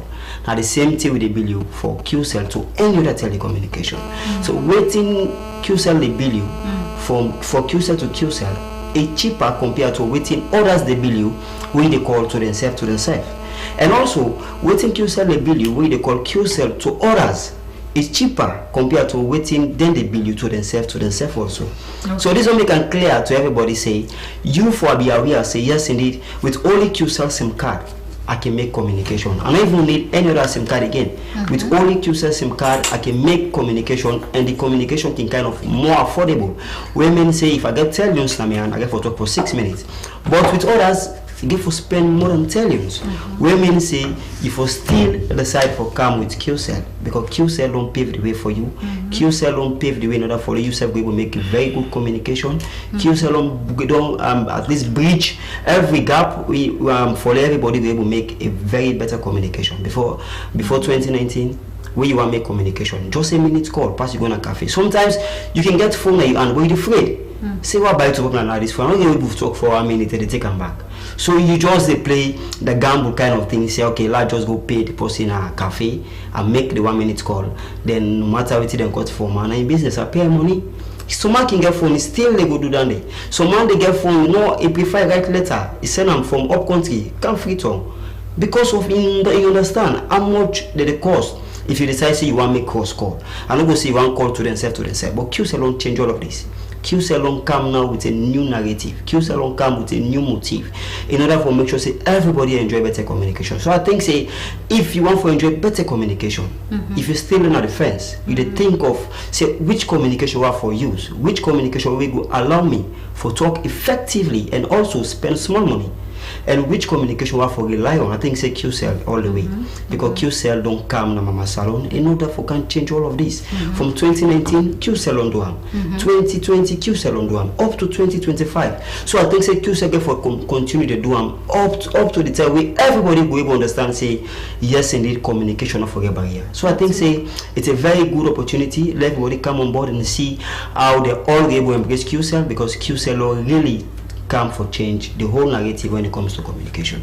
Okay, Paul, thank you very much. So from Paul, of course, we don't understand say QCell to QCell, not just $1.70. QCell to others, not the same $1.70. Now I can always say if you did the other side, you get for spend way above that one day. But with QCell, talk more for less. We can say talk more for less, browse more for less, and then save pocket money we go use for the other things. Then we want everybody for stay connected as part of our commitment. When we come to Mama Salon and we still stand by that commitment. We want people to understand and so of course QCell, as we say, now the most affordable mobile company. So now so QCell on place itself when you talk about your voice tariff on net, off net, that is QCell to QCell to others. Not just $1.70. You do with others, you get for spend above $1.70. So come QCell, one of the reasons and then we for make you can join QCell and enjoy all of the incredible service system. So as I said earlier on, we will take short break now and then when we come back we will talk more about the affordable tariff.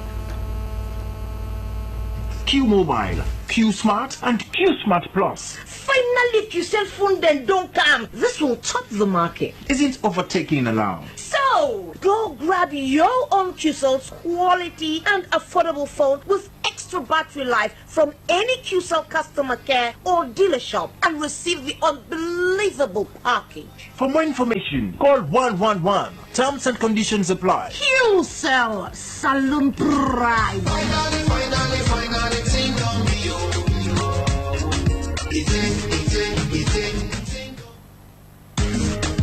What? You bought yourself a new phone and you didn't even have the guts to tell me. The phone. Really?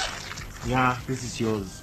Hey, it's QCell's phone. The best in technology. This phone is superb. The latest smart models. Q Mobile, Q Smart and Q Smart Plus. Finally, QCell phone then don't come. This will top the market. Isn't overtaking allowed? So, go grab your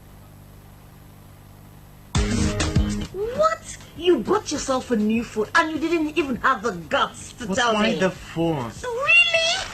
Yeah, this is yours. Hey, it's QCell's phone. The best in technology. This phone is superb. The latest smart models. Q Mobile, Q Smart and Q Smart Plus. Finally, QCell phone then don't come. This will top the market. Isn't overtaking allowed? So, go grab your own QCell's quality and affordable phone with extra battery life from any QCell customer care or dealer shop and receive the unbelievable package. For more information, call 111. Terms and conditions apply. QCell Saloon Pride. Finally, ting on me, yo.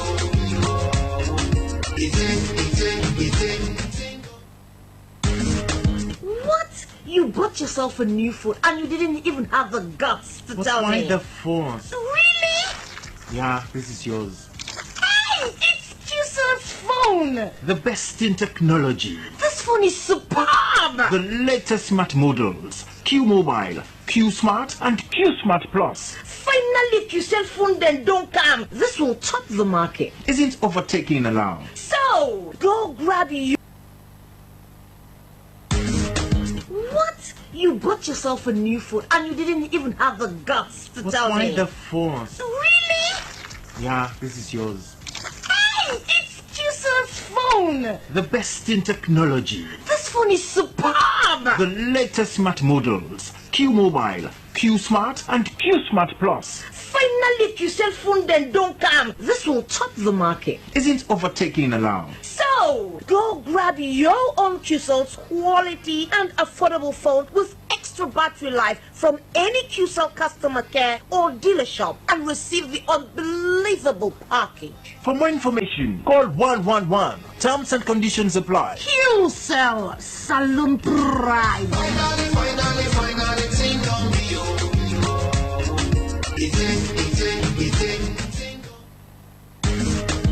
What? You bought yourself a new phone and you didn't even have the guts to tell Why me? the phone? Really? Yeah, this is yours.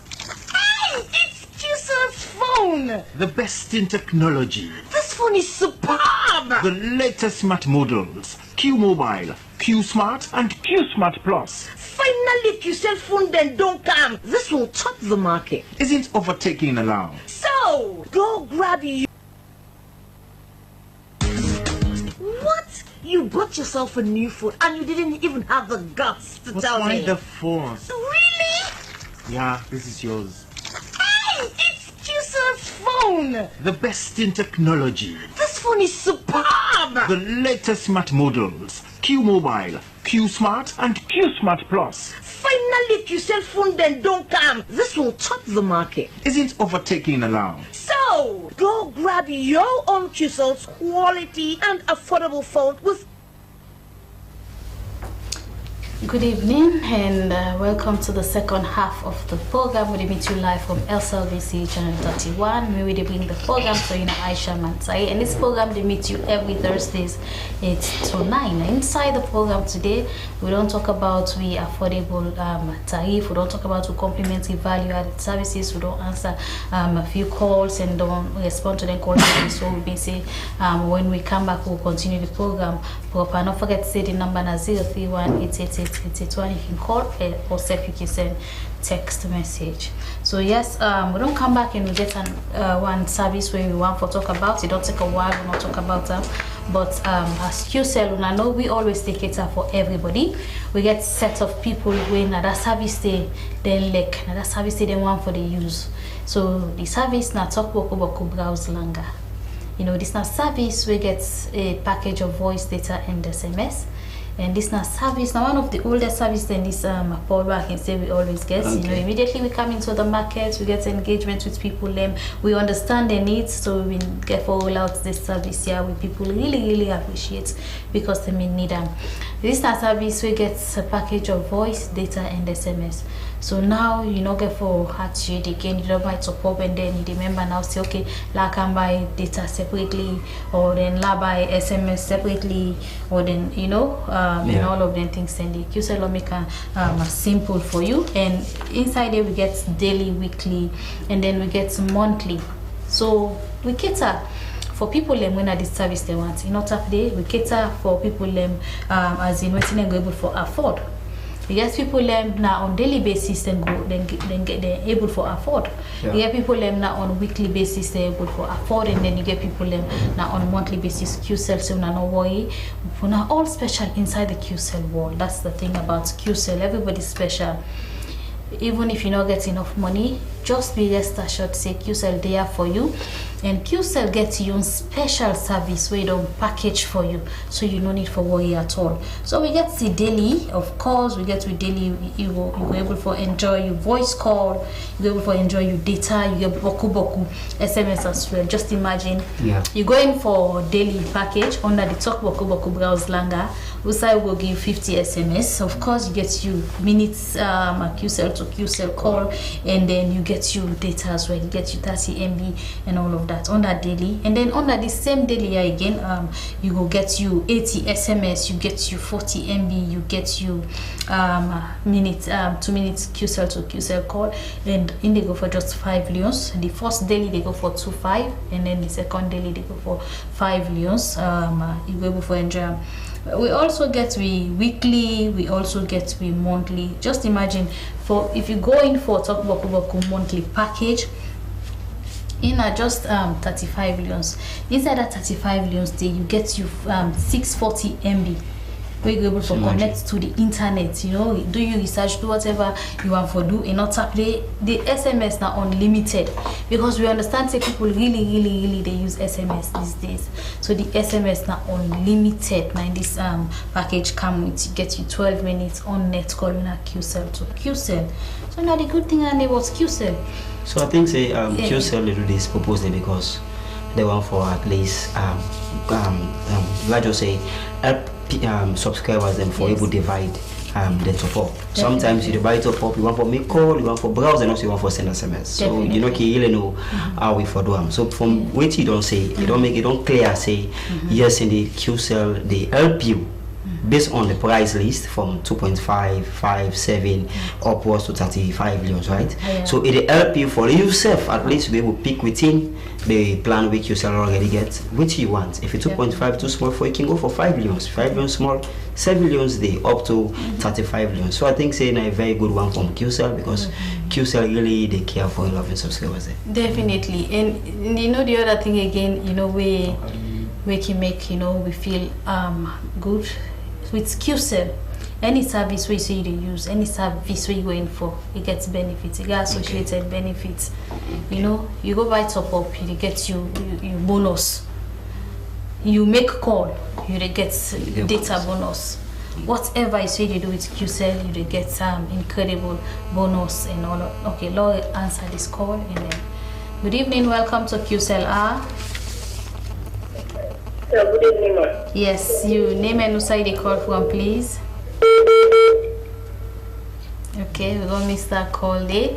So yes, for of course we'll not get much time, but we're not gonna leave the studio if we not talk about Q Night. Q Night when a household name now na salon, now one of the oldest services and they make QCell roll out to Sierra Leoneans when we come into the market. How Q Night still did inside the market? So I just imagine now how Q Night be day, how people be anticipate Q Night for day now as a result of with the authority and Terry and you know QCell and law abiding company, they always they try for abide to with the authority the Terry. So before this law they come so for sale 1 gigabyte for 20 leons, QCell be get Q Night for as cheap as possible. And purpose the QCell be roll out Q Night because of students. And we see how even civil workers them, even private workers them, we see how workers themselves tap into that opportunity, they themselves use the particular service. And we see how themselves be the benefit, we will get calls on Q Night, then QCell be get for roll out Q Night. It just puts Q Night on the suspense. Say as a result of waiting the authority to tell me. And now QCell get for roll out Q Night back, and you see now Q Night day now, the live, and it don't not like now QCell roll out. It don't take QCell roll out Q Night. Maybe you know how we of them yet, but Q Night day and waiting QCell do this time. We not only focus on data. we also focus on the voice aspect. So QCell give you a blend of voice and data for you enjoy. And within QCell say we get a two category of this Q night. We get the premium and also we get the economy. The economy now 5 leons and the premium now 10 leons, and they come with different packages them. So like I say, it get a package of voice and also it get a package of data. So within QCell for the 5 leons when the economy, if I decide to one time, all waiting for one for just dial *303#. You press the call button, then you follow the process, then automatically you go find a way to Q night. And after you don't find a way to Q night, you go choose between premium or economy. Economy now 5 leons, and what they get for the economy package? What they get is they get 3 gigabytes for the economy package. They get 3 gigabytes, and also QCell say you they get 60-minute talk time. Let's just say you don't exhaust the 3 gigabytes where QCell gave for this Q night economic package, and you want for make call, or maybe you not for talk yet, you can still call the person. Then we're gonna continue the conversation for the next 1 hour or so. Mind you, 60 minutes now 1 hour. For the next 1 hour or so, when I get for talk. And if that one is too small for you, now make use and not left nothing behind. We say with the come with also the premium, when are the tellions. So in case you know one buy the economy, you can just go for the tellions, when are the premium, and this one QCell will give 5 gigabytes. So maybe you want for download a huge file where you get for past 3 gigabytes, maybe now 4. Or QCell will give 5 for tellions, and this 5 will give in case maybe you just say okay, this now for liable download me stuff them. Let just use the voice for make call. QCell will give only getting 50-minute talk time. Only getting 50-minute talk time, you get for talk for as long as possible. So that don't tell you say QCell really come with Q night in a reloaded form. We mean say we try for blend the both data and the voice. We make them very unique this time, and we know say we love your subscribers and they use them. And for the one that we know how we are yet say Q night day, we want for tell now, we want for remind now say yes indeed Q night still day, and QCell say we get the premium and also we get the economy. So you could choose between which I want. Mind you, the economy now 5 leons and the premium now 10 leons, and all two they come with a different package. And the duration where this particular service the last for, the price different, the duration different, and also the package also different. For the 5 leons, QCell say now from 1 a.m. to 5 a.m. and the premium one of the tellions it starts from 12 a.m. when at midnight, and also it ends 6. Where men say if you decide to go for the tellions when at the premium package, you get for start for enjoy from 12 o'clock. If you decide to go for the economy, you go start for enjoy from 1 o'clock. So I think it's a very good opportunity where QCell come out for a lot of your subscribers then. So we encourage everybody for make sure say then self use the service, and if you want for use the service, all you need for doing about just dial *303#. Okay, Paul, thank you very much. We don't take time to talk about we Q night service. Of course, we're in a household name in a salon, but for the benefit of we new subscribers, then make we always talk about 10 services there. So yes, family video out there, we get a lot of concern. Sometimes people want for replace the SIM and all of that. Thank you. I know how to go about if QCell replace, yes, of course, QCell replace SIM. If you don't misplace your SIM card, you don't lose your phone. Yes, that should say, of course, QCell will make you get a SIM card day. Just come now any of the office with a valid ID card, and then of course you give your number, we can check the system, and then of course for as long as now you're able for replace them and give you back. And the good thing about with SIM replacement process, if you been get top up day or say if you been get data day and then a loss, for as long as the validity period of that top up day and data no reach it, when we replace them, you go meet you top up day, you go meet you data day. So we can always advise immediately. You don't lose some, you don't misplace some, no wait too long, come reach out to QCell, make QCell provide them for you again, and ensure say you get 3 number where you can normally call, you can get for provide that again, and then you will get your number back. And also we will talk about the incomplete registration for people them where they out there we still not properly registered in SIM yet. You get for taken seriously, you get for calm, because you not go on for lose your number, you know, you not go on for miss out on your incredible offers. When once you know try for properly register your SIM card, QCell make it simple for you. QCell get WhatsApp number we don't give out. QCell gets 222 where you go call, and that's somebody sit down for making it. Then they wait for you call, so then go register you SIM card properly. QCell say you don't need for go take transport, you don't need for spend money, you don't need for buy yourself. Then at the comforts of wherever you day, and then you call 222. You get to know the status of your registration. So even if you been done do for just know your status. If you been don't tell you the doubt now, just feel free for call 222. And also I can always say ensure for always check your message inbox. You know, QCell always they send messages, you know, about your product and services, about incomplete registration and plenty other things, and even new service them will don't come on board.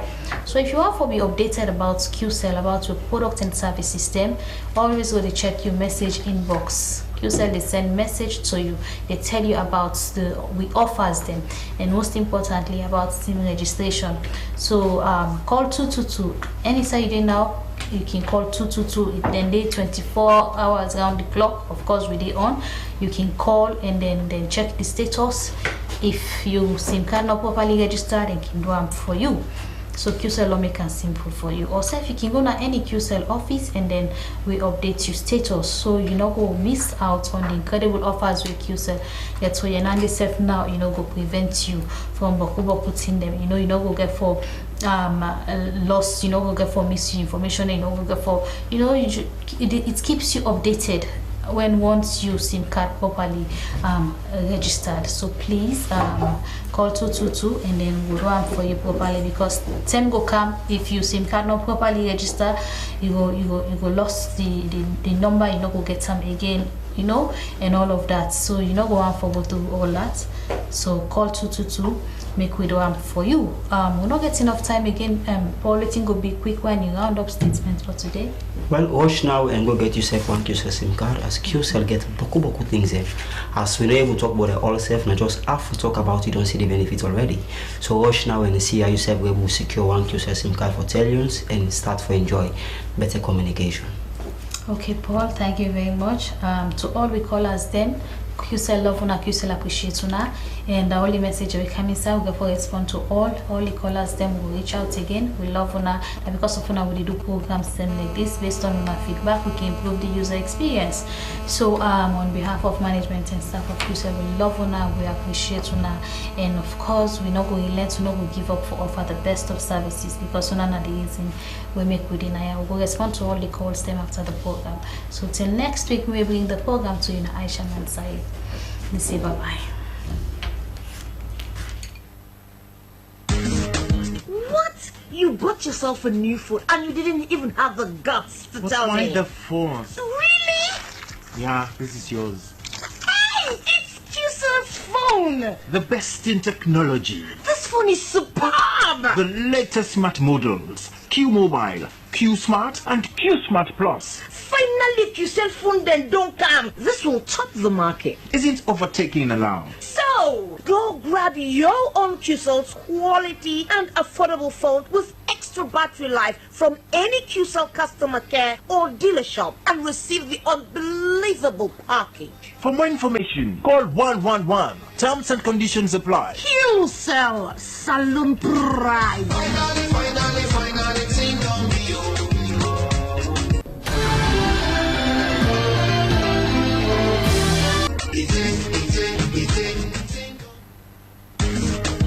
What? You bought yourself a new phone and you didn't even have...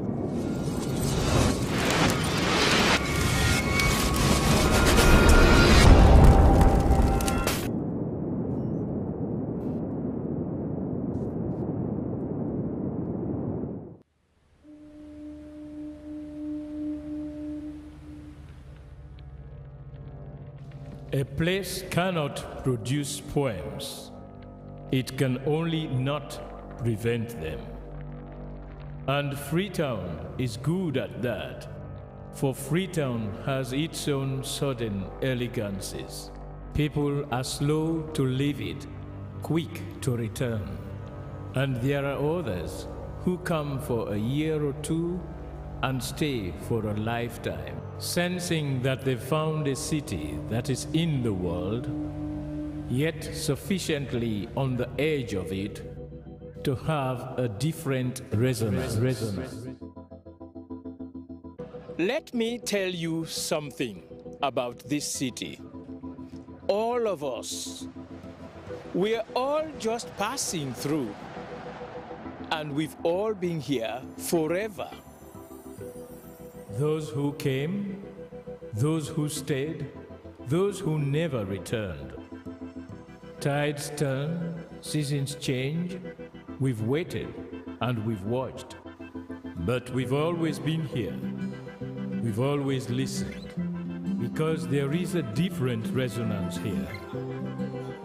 It comes from the river, and the land, and the sky. It's our place, all of us. This city belongs to everyone. And you know when it's your time. And it's our time. Listen, we are Freetown. The golden rules of Freetown. Don't pretend you're something that you're not. Don't go thinking you're better than anyone else. Or that anyone else is better than you. Don't shout about it. Get on with it. We are Freetown. Freetown. Freetown. Yeah. We found our voice again. I'm from India and Freetown. I'm from China and Freetown. I'm from the UK and Freetown. I am from Nigeria and Freetown. I am from home and Freetown. This city belongs to everyone. The fishermen, The taxi driver, The barber. the drummers, the dancers. All of us. All of us, everybody, we are Freetown. The past is ours. The future is ours. It's our time again. and this city belongs to everyone. The playwright. The greengrocer. The teacher, The dog. This space is ours. This light is ours. The beaches are ours. the rivers now we own. The roads are ours. The bridges now we own. We are Freetown. We are all visitors and we've all been here forever. We've got the mightiest river. And the biggest sky.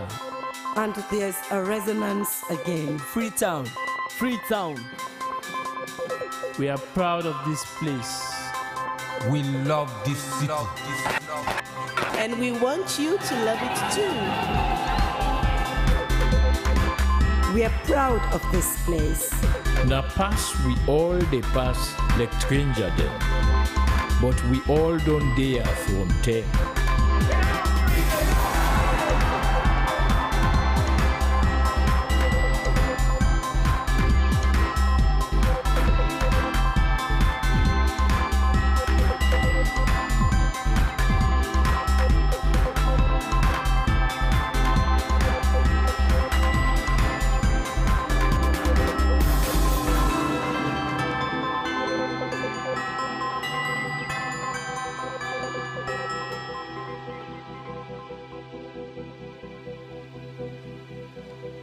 Come here, and you'll feel it, that end of the line sense of freedom. Say yes to Freetown. Say yes to freedom.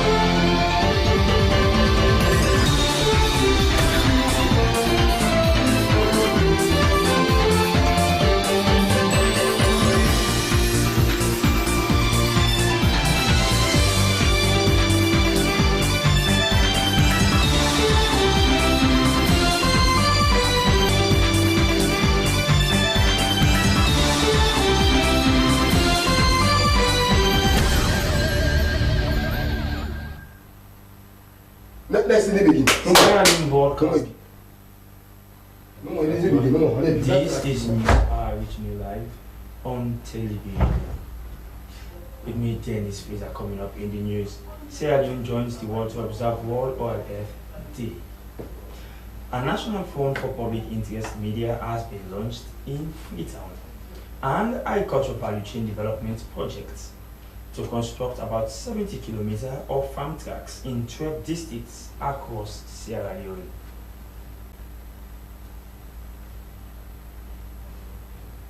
All these stories and more are all a part of news tonight. Please stay with us as always if you can.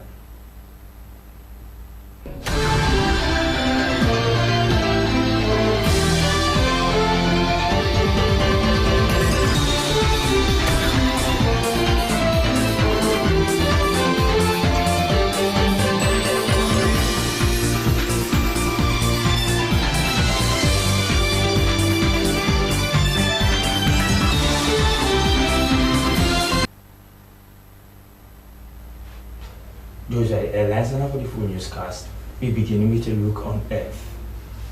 To promote the Earth awareness, and ORF Department of Sierra Leone has conducted free dental treatments, including teeth extraction and mouth screening, for about 300 individuals at the Connaught Teaching Hospital and Milton Magai School for the Blind in Western Area, Freetown. The event was said to be part of a global observance of World Oral Earth Day on the theme, A Happy Mouth is a Happy Mind. Christina Kamal reports. The event specifically targeted patients from the Western area, with activities tailored to the Connaught Hospital and the Milton Magai School for the Blind. The day saw medical exercise like dental screenings, sensitization, and the distribution of essential dental supplies such as toothbrushes and toothpaste. Principal Dental Officer and Head of Oral Health Department, Dr. David Idris Kamara, emphasized on the importance of World Oral Health Day in raising awareness on the importance of oral hygiene. He spoke on some common issues related to oral hygiene, including mouth odor, which could stem from various factors like eating sugary food, fish, cigarettes, and alcohol consumption without brushing the teeth frequently. Dr. Kamara called on patients to be rinsing their mouth after meals to prevent bad breath. You have what we call dental calculus, those stains or calculus, these plaques or what you call it. These stains continue to build up because of as a result of not properly taking care of your teeth, not brushing it properly, not with the hard brush, soft brush, just twice a day. That will already remedy the situation. But some people, after eating, they don't use water to flush their mouth. And maybe some of this food we are eating, especially the palm oil, the starchy food, mostly they stick between your teeth, or they stick in your teeth, or they stick around the gum. So if you don't eat, and then at the end of it, you don't flush your mouth properly, obviously this build up. And when it's built up, immediately after a few hours, it starts decaying. And when it decay now, immediately you open your mouth, obviously the bad breath will be coming out. Senior dental therapist in charge of the Oral Health Department, Connaught Hospital, Florence John, provided post-extraction care instructions to patients who had undergone tooth extractions at the Connaught Teaching Hospital. She said after the initial 2 hours, patients should eat cold food and take prescribed medications.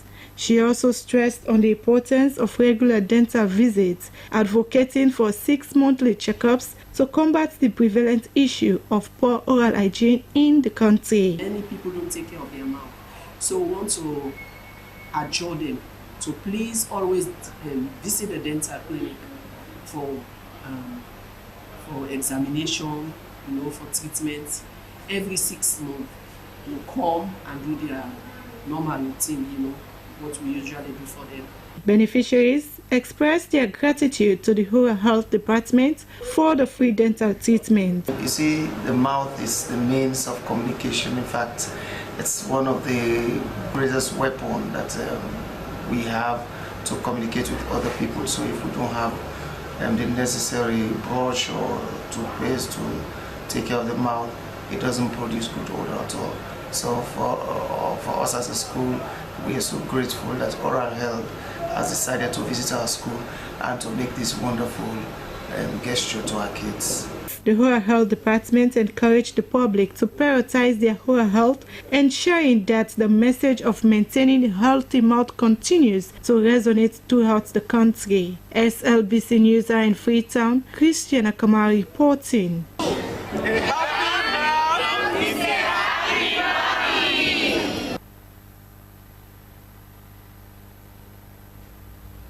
NRF and immunization financing has seen a significant increase over the last few years, but expert analysis revealed that this is not only happening at a varying degree, it is also usually donor dependent. In response, Alert and partners have launched the advocacy to increase financing for immunization and primary health care projects. The project seeks to boost domestic resource mobilization and timely disbursement of funds for immunization and primary health care across the country with a focus on 5 districts. So Ibrahim reports.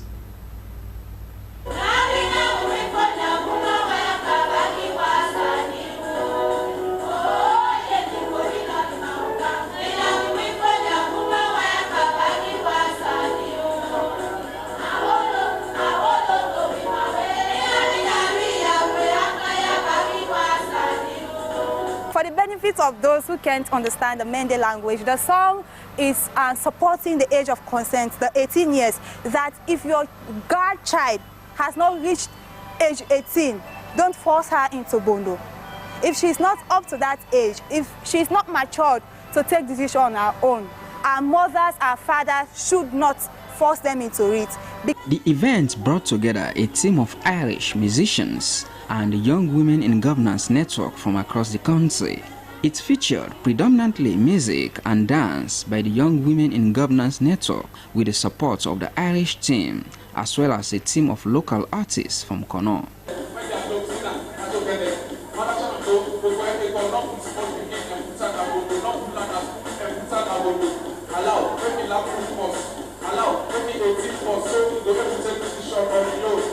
President of the Young Women in Governance Network, Bo Abu, said they were not against their culture as Sierra Leoneans, but were advocating for parents to allow their girls to reach the age of consent so their children would be able to decide for themselves whether or not to join FGM. It was also a celebration of Irish and Sierra Leonean cultures, and especially it was an event to highlight the negative aspects of the Sierra Leonean culture, according to Head of Programs for Governance and Gender, Saint Sierra Leone, Brahma Mansare. Even though it is a culture, but we are concerned about the harmful practices within that particular culture. So once Ireland is celebrating their culture, we are also celebrating the positive aspect of our culture. So it is the negative aspect that we are pushing against. So this day is going to mark the joint celebration of the 2 countries' culture. And one of our culture, the negative aspect of it is what we are campaigning against on this very day. St. Patrick's Day is an Irish religious and cultural holiday marked on the 17th of March every year.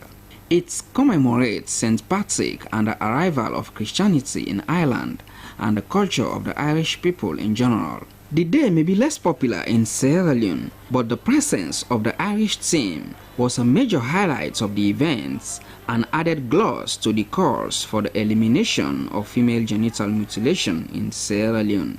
Suri Kamara, SLBC News, Freetown.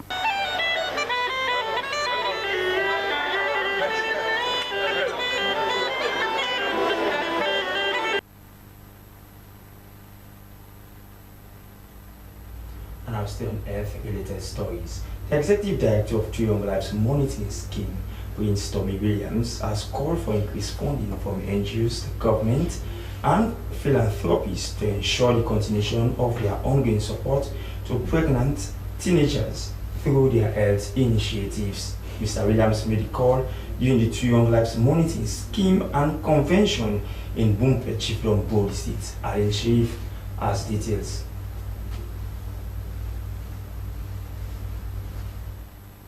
The Two Young Lives Mentoring Scheme is an initiative of Lifeline Naima project that has been supporting pregnant teenage mothers with particular emphasis on the most vulnerable and girls with disabilities, including learning disabilities. The said convention retrospects successes and challenges of the mentoring scheme while seeking to develop improved solutions for future growth. It also served as a crucial platform for empowerment, collaboration, and holistic community development. Khadija Koma commended the initiative, which she said has transformed the lives of many pregnant teenage girls in her community. Since these Two Young Lives go implement this organization, the impact is so much. They picking them now, as I talk to you now, some of them picking there, they don't born now. Two Young Lives don't send them back to school, pay for them. And as I talk to you, them picking them, then away them born, they do extremely well. Over the years, the Two Young Lives Mentoring Scheme has been using its mentoring skills to support teenagers facing pregnancy, helping them return to education and access safe healthcare services, among others. Looking at the impact of their intervention in communities, the Executive Director of the Two Young Lives Mentoring Scheme, Prince Tommy Williams, passionately called for increased funding from NGOs, the government, and philanthropists to ensure the continuation of their ongoing support to pregnant teenagers through their initiatives. Limited funding. The issues we are seeing across the country, there is a need for effective mobilization so that we're able to really reach out and save more of these girls who are really trapped, who are really suffering from teenage pregnancy, not accessing the right medical care. So we need funding. Manager of Two Young Lives Mentoring Scheme, Margenda Kamara, re-emphasized the organization's commitment to empower young women and their babies beyond mere survival, with initiative focused on saving lives, transforming communities, ensuring access to respectful maternity care, creating economic opportunities, facilitating education, and supporting postnatal contraception access while reducing stigma. The Two Young Lives Mentoring Scheme in Sierra Leone was established in 2016, shortly after the Ebola outbreak, as a result of a local household survey by LNP, which showed 1 in 10 pregnant under 18-olds had died from a maternal death.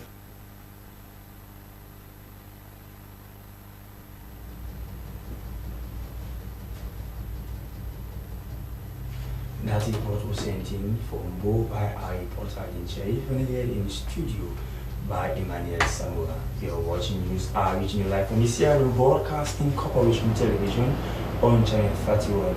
The news continue now away from Earth-related story focused on democratic good governance. And now to foster democratic good governance and accountability, the National Fund for Public Interest Media has officially launched the new has been officially launched in Freetown in a ceremony attended by key stakeholders in the media industry. The initiative was a collaboration between the BBC Media Action, MRCG UK Aid, and International Fund for Public Interest Media, aimed to strengthen the role of public interest media in Sierra Leone. Slbc witnessed the event at the New Professor Hotel in Freetown. We want to officially declare the National Fund for Public Interest Media launched. The launch of NAFPIM stems from the outcomes of a national conference held in 2022, which culminated in a comprehensive action plan designed to enhance media practices in the country. Among the 7 recommendations documented, Recommendation 6.3 specifically called for the establishment of a national action plan for the media, underscoring the vital need for a robust and accountable media landscape as a cornerstone of democracy. The establishment of the National Fund for Public Interest Media NAFPIM is not a product of chance, but the result of deliberate and sustained advocacy. It is one of the key recommendations of the National Action Plan, the outcome of the Media Liability and Investment Conference held a few years ago. That conference underscored the urgent need for sustainable financing mechanisms for public interest journalism as well. We have been working with BBC Media's Action to develop the framework to implement the other recommendations in the National Action Plan. These processes were akin to 9 months of pregnancy. We have attended the standard clinic sessions. The doctors have confirmed that the baby is ready for delivery. NAFPIM will provide necessary financial support to media organizations and journalists committed to delivering high-quality, unbiased reporting that serves the public interest. It will facilitate training and capacity-building initiatives for journalists, helping to equip them with the skills needed to investigate and report on critical issues affecting communities across the nation. BBC Media Action, one of NAFPIM's key partners, emphasized the importance of independent journalism. But we've come together today to launch and to celebrate a massive step in addressing the many problems that we face in the media in Sierra Leone. And that is to try and tackle the old and enduring problem of lack of funding, especially for public interest media in Sierra Leone. According to UN Resident Coordinator in Sierra Leone, Serafin Wakana, the launch of NAFPIM highlights the growing recognition of media as a pillar of good governance. Public interest media is therefore a pillar of good governance, democracy, and responsibility, as it provides accurate and unbiased information that empowers citizens to make informed decisions. She urged governments and CSOs to support the media to fulfill its role as a watchdog. As NAFPIM begins its pivotal work, stakeholders involved are optimistic about the potential impacts of the initiative. By supporting public interest media in Sierra Leone, NAFPIM aims to contribute to a more informed, engaged and empowered citizenry, a fundamental aspect of a healthy democracy. Stella Bangura reporting for SLBC. Now, health and immunization financing has seen a significant increase over the last few years, but expert analysis revealed that this is not only happening at varying degrees, it is also usually dollar-driven. In response, Health Alert and partners have launched the advocacy to increase financing for immunization and primary health care projects. Now, the project seeks to boost domestic resource mobilization and timely disbursement of funds for immunization and primary health care across the country, with a focus in 5 districts. Sui Ibrahim tells us more. Financing analysis of the health sector in the last few years show varying degrees of what was allocated as budgets and what was actually spent. The numbers indicate that from 2020 to 2024, less than 50% of the budget was disbursed to the health sector. Meanwhile, very little was allocated to immunization from the health budgets in the period 2021 to 2025, with a marked dependency on donor funds, particularly from 2017 to 2021, raising the dire need for increased financing and timely allocation to immunization and primary health care. Hence, the advocacy to increase financing for immunization and primary health care projects. Project actually aims at, like I said, targeting key stakeholders, both within national and at district level. 5 districts were identified, and that's why the idea where this advocacy is going to be cascaded, engage them, the local councils, support local councils in domestic revenue mobilization. The project has 6 objectives, but it will focus on 3 in the first phase, which is going to run for a year, advocating for increased domestic resource mobilization and ensure timely payments towards immunization and primary health care. The project manager extended program on immunization, Dr. Desmond Mada Kangbai, underscored the essence of immunization in saving lives, especially that of children. While the Minister of Health does receive a lot of donor support, Dr. Kangbai said it was still not enough, that there's need to mobilize more domestic financing. Because of we think the Ministry of Health is getting a lot of donor support, that's why a lot of areas have been neglected, and the progress that we should be seeing by now, those progress are not visible because we are focused on donors, and the roles that we are to play are also not being supported. For a measles vaccine rollout, of which we also expect government to pay a huge amount of that funds from Gavi to support the process. And if what is expected from the government is not coming, what will happen? There will be a gap. Senior budget officer supervising the Ministry of Health's budgets, Air David Sandy, said the Ministry of Finance would continue to support the health sector and register the government's overall commitment to closing the data gap on health financing. The delays, yes, but we've been paying. So what I told the gentleman, or the data we might need at the Ministry of Finances, to say, okay, this is the total project.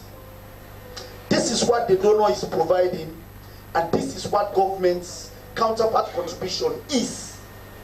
If we have that, if I have that data, I've told a colleague here, from 2020, 2021, 2022, 2023 to date, then we will now understand at the Ministry of Finance where our problem is, whether it's the delay or whether we are not paying. The advocacy to increase financing for immunization and primary health care projects could be massive, as it aims to boost domestic funding for the health sector, thereby reduce donor dependency and foster overall access to healthcare services, including vaccines. Soe Kamara, SLBC News, Freetown.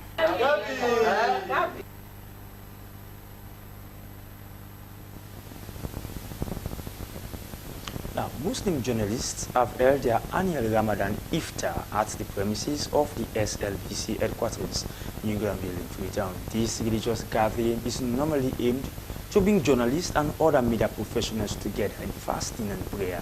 The theme for this year is Ramadan in the digital age, with a powerful sermon from a renowned Islamic scholar, Sheikh Farouk Adamba. Mohamed Kouma tells us more. It was a moment filled with spirituality as Muslim journalists held their annual Ramadan iftar at the forecourt of SLBC headquarters, where both senior and junior journalists graced the occasion. The event also served as an opportunity for media practitioners to reflect on the gains and challenges of the digital space. Director General of Sierra Leone Broadcasting Corporation, Josephine Kamara, recognized the role of digital technologies in modern-day broadcasting, adding that such technologies could be used to propagate the message of Ramadan. She engaged the congregation to remember SLBC in their prayers and pledged her commitment to religious tolerance. The national broadcaster, we recognize the role where digital technology they play for connect beyond how we communicate, even in a small country where internet access not today, but we know how people can connect. And in the holy month of Ramadan, what a better way for use digital technology for pass on a message. National Secretary General of Sierra Leone Association of Journalists, Alhaji Manika Kamara, used the platform to call on journalists to use the digital space responsibly. Renowned Islamic scholar Sheikh Farouk Adamba lauded the journalists for their religious consciousness. He admitted that digital technologies were not Islamically discouraged, but should be used to earn Allah's pleasure. we want to separate it and to sludge for the confidence and trust for all them years for we they gather and talk to ourselves what the purpose of life when in. All the way professions them what they do. They find way we they know, we they get the message, we they remind you all the time so we come for purpose. The venture taken by Muslim journalists was crucial to promoting unity and togetherness among media practitioners and also to ensure responsible journalism. For SLBC, Mohamed Kouma reporting.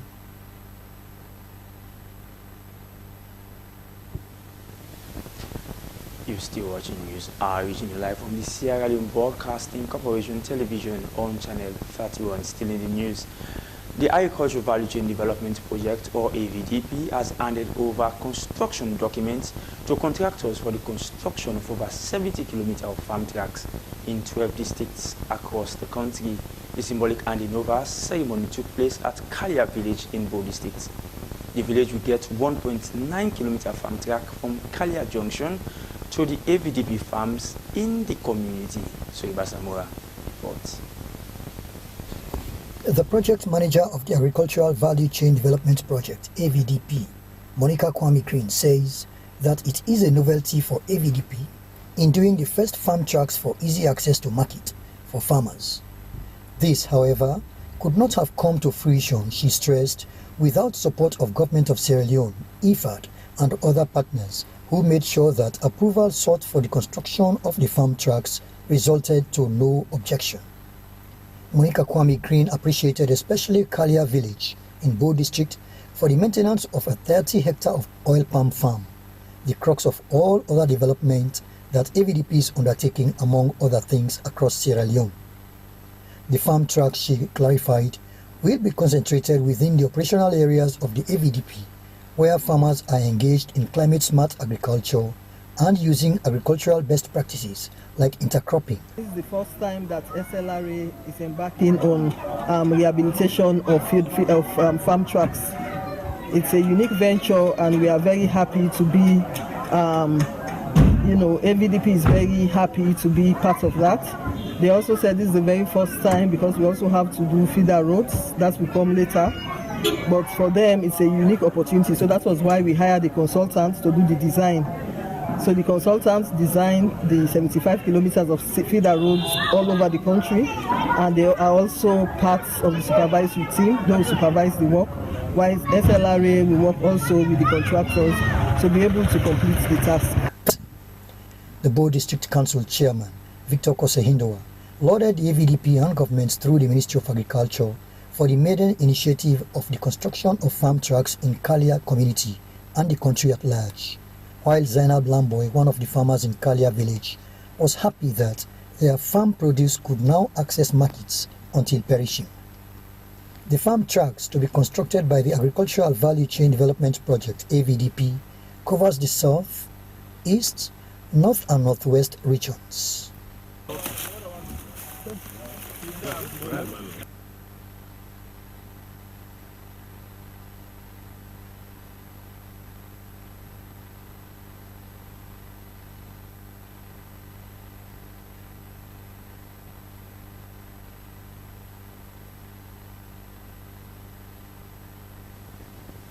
Still on agriculture, the Food and Agriculture Organization with the Ministry of Lands, Housing and County Planning has organized a two-day session on strengthening inclusive and sustainable land tenure governance in Sierra Leone.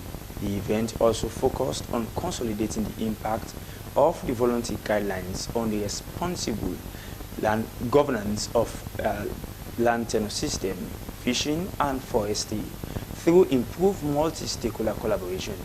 Esther Nene Kamara has the report. The event, which brought together paramount chiefs, government officials and civil society representatives, serves as a platform for stakeholders to discuss key challenges and opportunities in land governance across the country. paramount chiefs as custodians of customary lands, joint government officials and civil society actors to explore strategies for enhancing tenure security, promoting responsible land management, and ensuring fair access to land resources. Representative from FAO, Said Abubakar Bansi, described land as an economic asset, the foundation of lives, culture, food security, and traditional knowledge. However, it went on that its use has been confronted with emerging challenges like climate change, land degradation, and unregulated investment, which threatens sustainable and land governance in the country. There are significant opportunities arising from the new land laws, the establishment of the National Land Commission, the Presidential Initiative Feeds Salon, land registration processes, and investments led by farmers, cooperatives, and small-scale producers.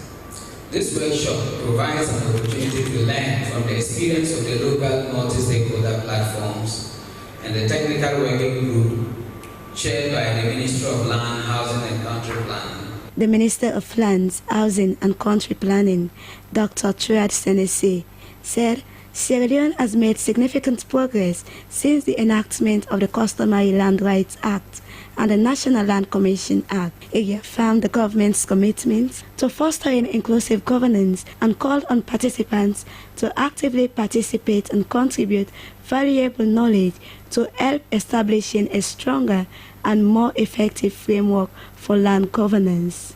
The voluntary guidelines for responsible governance of tenure vigilante technical working group has been at the forefront of land reform efforts, playing a critical role in facilitating national dialogue on tenure governance, promoting women's land rights, ensuring gender equity and access to land, encouraging responsible land-based investment that benefits both communities and investors. Head of Operation Germany Embassy in Sierra Leone said land could be used for different purposes like agriculture, shelter, economic purposes, and more. It went further to confirm their commitment to support land reform in Sierra Leone. Sierra Leone has made enormous strides in the last years, and it was already mentioned with the Land Rights Act, the Land Commission Act. So these are the fundamental preconditions to distribute land in a way that is equitable and a way where it can be used in the best way possible to attain the goals of the country. Paramount Chief, representing traditional leaders, welcomed the initiative, addressing that better collaboration between local and national stakeholders will help resolve land disputes more efficiently. The FAO and the Ministry of Lands expressed optimism that the outcomes of the workshop will contribute to strengthening land governance and sustainability for future generations. For SLBC News in Freetown, Kenema Kamara reporting.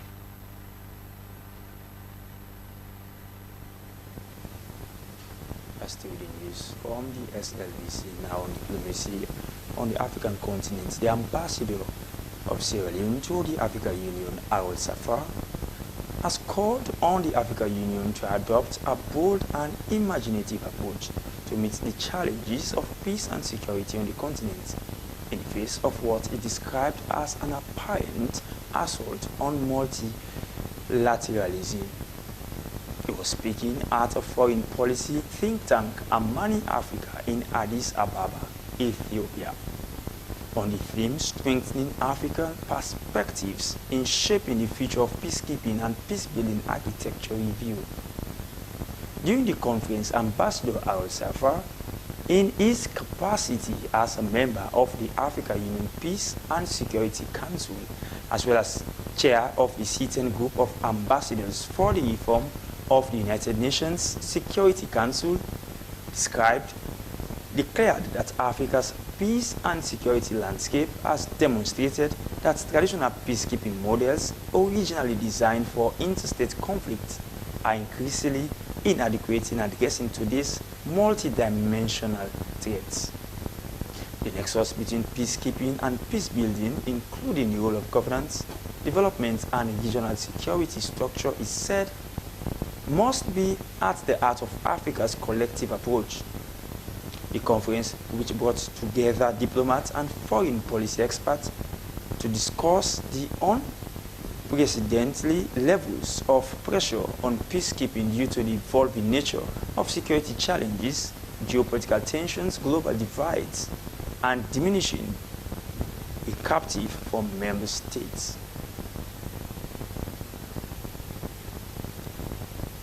And now, Mathieu Myers Bania has been elected as the paramount chief of Slbc Chiefdom Kenema district. About 1,777 local authorities casted their votes at the St. Joseph Agricultural Secondary School in Blama Town along Kenema-Bo Highway. 3 candidates, including Mathieu Myers Bania for Bania Ruling House, Alpha Jallo Bundu Igebi from Igebi Ruling House, and Madam Veronica Yema Ingeba Koguboka Jumbo from Jumbo Ruling House contested for the seat of power. Our reporter Safab Moriba reports from Kenema. The Commissioner Electoral Commission Sierra Leone, overseeing South and Eastern regions, Sylvanus Edmond Alpha, and his team conducted the election. The Provincial Secretary Eastern Region by Masamuta Toure announced the winner after the runoff, putting Mathieu Myers Bania, who pooled 1,081 valid votes, which is 88.1%, and Alpha Jallo Bundu Nyagbe pooled 146 valid votes, which is 11.9%. The newly transferred Regional Commander East, Sierra Leone Police, Francis Moses Tower, and the local unit commander, Kenema Division, Chief Superintendent of Police, Sierra Leone Police, Alfonso Fambule, provided adequate security for the entire process. PC Mathieu Myers Bania thanked all and sundry who in diverse ways supported the process. She said her winning is for all in the chiefdom, saying no one lose in the context. She called on everyone to continue preaching peace and development, and extended an olive branch to all who were in the contest to come on board for the interests of the chiefdom and for national development.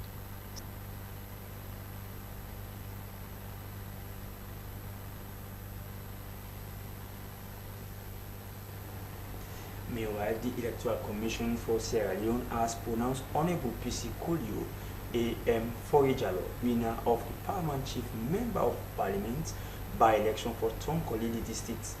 The win came after PC Baikari Aja Mamadi II of Tani Chiefdom withdrew from the race.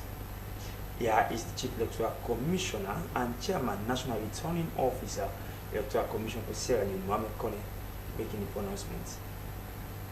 After close of candidates' nomination for Paramount Chief Member of Parliament by election in Tonkolili District, 2 candidates in the presence of PC by Karari Haja Mama II of Tane Chiefdom and Honorable PC Kulio AMB Fore Jallo III or the 3rd of Zambaya Chiefdom went through the process successfully. Subsequently, PC by Karari Haja Mama II of Tane Chiefdom officially tendered a withdrawal letter of his candidature, leaving only Honorable PC Kulio A.M. Fore Jallo of Zambaya Chiefdom uncontested for the position of Paramount Chief Member of Parliament for Tonkolili District. In exercise, therefore, of the powers conferred on it as the Electoral Commission for Sierra Leone by Section 33, Section 72, and Section 74(1)(a) of the Constitution of Sierra Leone, 1991, Act Number 6 of 1991, and pursuant to Section 68 and 98 of the Public Elections Act, 2022, Act Number 17 of 2022, the Electoral Commission for Sierra Leone hereby declares the following candidate who has returned uncontested: duly elected paramount chief member of parliament for Tonkolili district.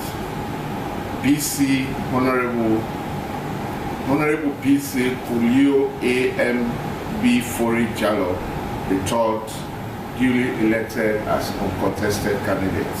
The commission wishes you a successful tenure. Thank you and congratulations to him.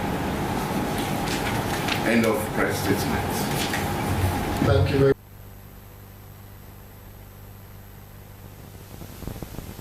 And that was the Chief Electoral Commissioner, Mohamed Kenwikone, announcing PCMP Fori Jallo as winner of the PCMP election in Tonkolili State. And hearty congratulations as well to Paramount Chief Benia of Slbc Chiefdom for emerging winner in the Paramount Chieftaincy election in our chiefdom. This is News Hour, reaching you live from the Sierra Leone Broadcasting Corporation television on 2031. We're going to take a pause on our main news items and going for segments within the news. For that, let's join our international news desk for the international news.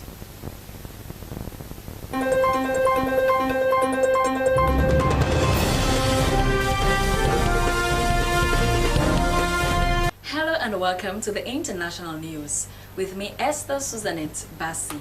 The U.S. President Donald Trump will sign an executive order on Thursday that aims to dismantle the Department of Education, the White House says. The move, which he promised to do on the campaign trail, is already facing legal challenges from those seeking to block the department's closure, as well as the sweeping cuts to its staff announced last week. Trump has long called for the department to be axed, a cherished goal of some conservatives, but even with an executive order, completely eliminating it would require approval by Congress. And that is seen as unlikely given the slim 53 to 47 majority Republicans hold in the Senate.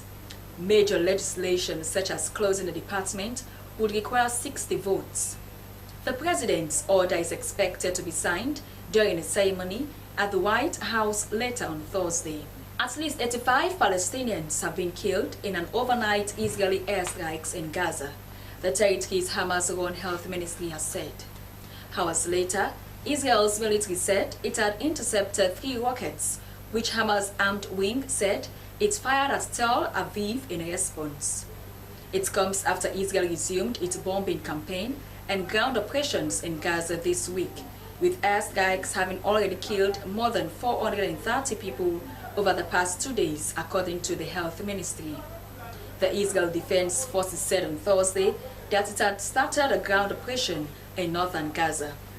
There had been a reprieve from large-scale military action since January, when a ceasefire had begun. Gaza's health ministry also reported that 133 people were injured in the latest attacks on Thursday. Israel resumed attacks on Tuesday as talks to extend the ceasefire deal failed to progress, warning they would intensify until Hamas released the remaining hostages. Ethiopia's Prime Minister Abiy Ahmed announced on Thursday that his administration would avoid escalating tension with Eritrea regarding access to the Red Sea, despite warnings from regional officials and experts about a potential conflict between the two neighboring countries. Concerns about war have intensified recently following Eritrea's declaration of a nationwide military mobilization and Ethiopia's troop movements toward the border, as reported by diplomatic sources and officials. Abiy emphasized that while access to the Red Sea is crucial for landlocked Ethiopia, his government is committed to resolving the issue through peaceful dialogue rather than military confrontation. The reconciliation had seen Eritrea support Ethiopian federal forces during the civil war from 2020 to 2022, which resulted in significant loss of lives. The relationship between the two countries soared again after Eritrea was excluded from negotiations to conclude the civil war in November 2022. The current administration has accused one faction of collaborating with Eritrea, while the dissenting group claims that their rivals have not adequately defended Tigrayan interests. And finally, in the international news, Rwanda-backed M23 have entered the strategic town of Walikale in eastern Congo late Wednesday. According to residents and civil society leaders, a day after the Congolese and Rwandan presidents called for an immediate ceasefire. The escalation in fighting comes a day after the presidents of Congo and Rwanda held unexpected talks in Qatar and called for an immediate and unconditional ceasefire. M23 is one of about 100 armed groups that have been vying for a foothold in mineral-rich eastern Congo near the border with Rwanda, in a conflict that has created one of the world's most significant humanitarian crises. More than 7 million people have been displaced. The rebels are supported by about 4,000 troops from neighboring Rwanda, according to UN experts. The UN Human Rights Council last month launched a commission to investigate atrocities, including allegations of rape and killing akin to summary executions by both sides. The Walikale area is home to the largest tin deposits in Congo and to several significant gold mines. The Baisi tin mine, around 60 kilometers, 35 miles northwest of the town, accounts for most tin exports from North Kivu province. Well, that's all we have in the international news. I am Esther Susanette Bassi. Thanks for watching.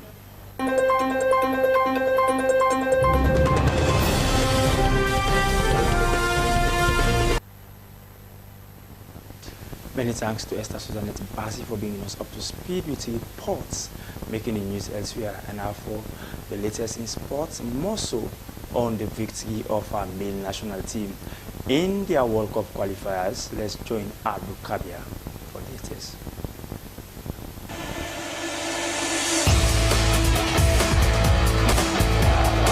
Mustafa Bundu, Musa Noah Kamara, Ibrahim Toure. And now these are the goal scorers for Sierra Leone during the match against Guinea-Bissau in the match day 5 of the World Cup 2026 qualifiers. Mohamed Kalon registered a winning start to the campaign as the head coach of Leon Stars. Mohamed Kalon secured his first victory as head coach of Sierra Leone's national football team, Leon Stars, with an impressive 3-1 win over Guinea-Bissau in the 2026 FIFA World Cup qualifier held in Monrovia, Liberia on Thursday at the SKD Stadium. The victory boosts Sierra Leone to second place in Group A with 8 points, just behind Egypt, who currently lead the group with 10 points, pending their match against Burkina Faso. Obviously, use to watch the Sierra Leone Premier League and follow most of these players. So it was easier for me to select those names because they've done well. They are the best performers in the league as for now. And I think it's been far too long where we are, as home base, we're criticizing our players. And for me, I don't think we've challenged them that much. I mean, to see that they are not up to the task. So me, picking up the job at this time, and I know that to build a proper national team, you have to have a very good foundation, and the foundation has to be from back home. I still believe and trust the professional players because of their level and their standards, and I know whenever they comes in. Mustafa Bundu plays for Argyle in England, opened the scoring for the Leon Stars in the 19th minute. The lead was extended to 2-0 in the 61st minute thanks to a brilliant goal from Musa Noah Kamara, otherwise known as Musa Tumbo from Eastern Lions. Guinea-Bissau responded 7 minutes later with Motieno scoring to bring the score to 2-1 and keep the contest alive. However, in the dying minutes of the match, reserve player Ibrahim Toure, a key player for Premier League champions Rangers, sealed the victory for Sierra Leone with a goal in the stoppage time, restoring the team's 2-goal advantage and securing all 3 points. Musa Jallo, head coach of Bantal FC, expressed his joy over the win, especially as 3 of his players, including goalkeeper Alhaji Sise, were featured in the match. I bring a lot of victory to the entire country.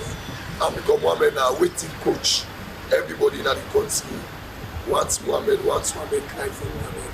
And so they give Mohamed, and Mohamed the first game, and only we winning. And the winning not even for Mohamed, for all the coaches then at Sierra Leone. This winning very important for you because I look at coach. When the list come, I tell them, I say, no one just call, wanna go and compete for play.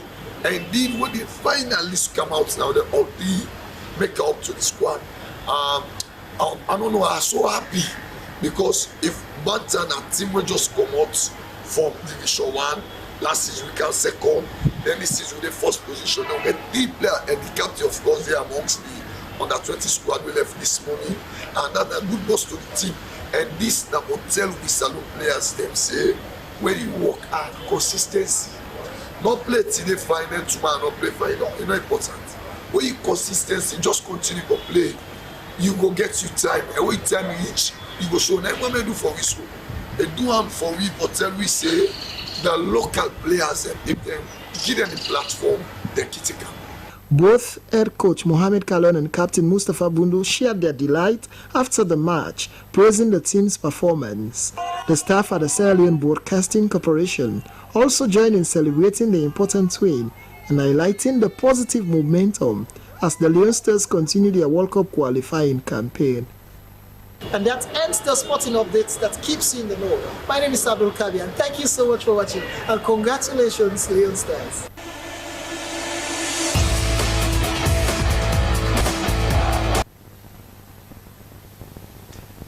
Many thanks indeed to Abu Kabia for bringing us a sport update.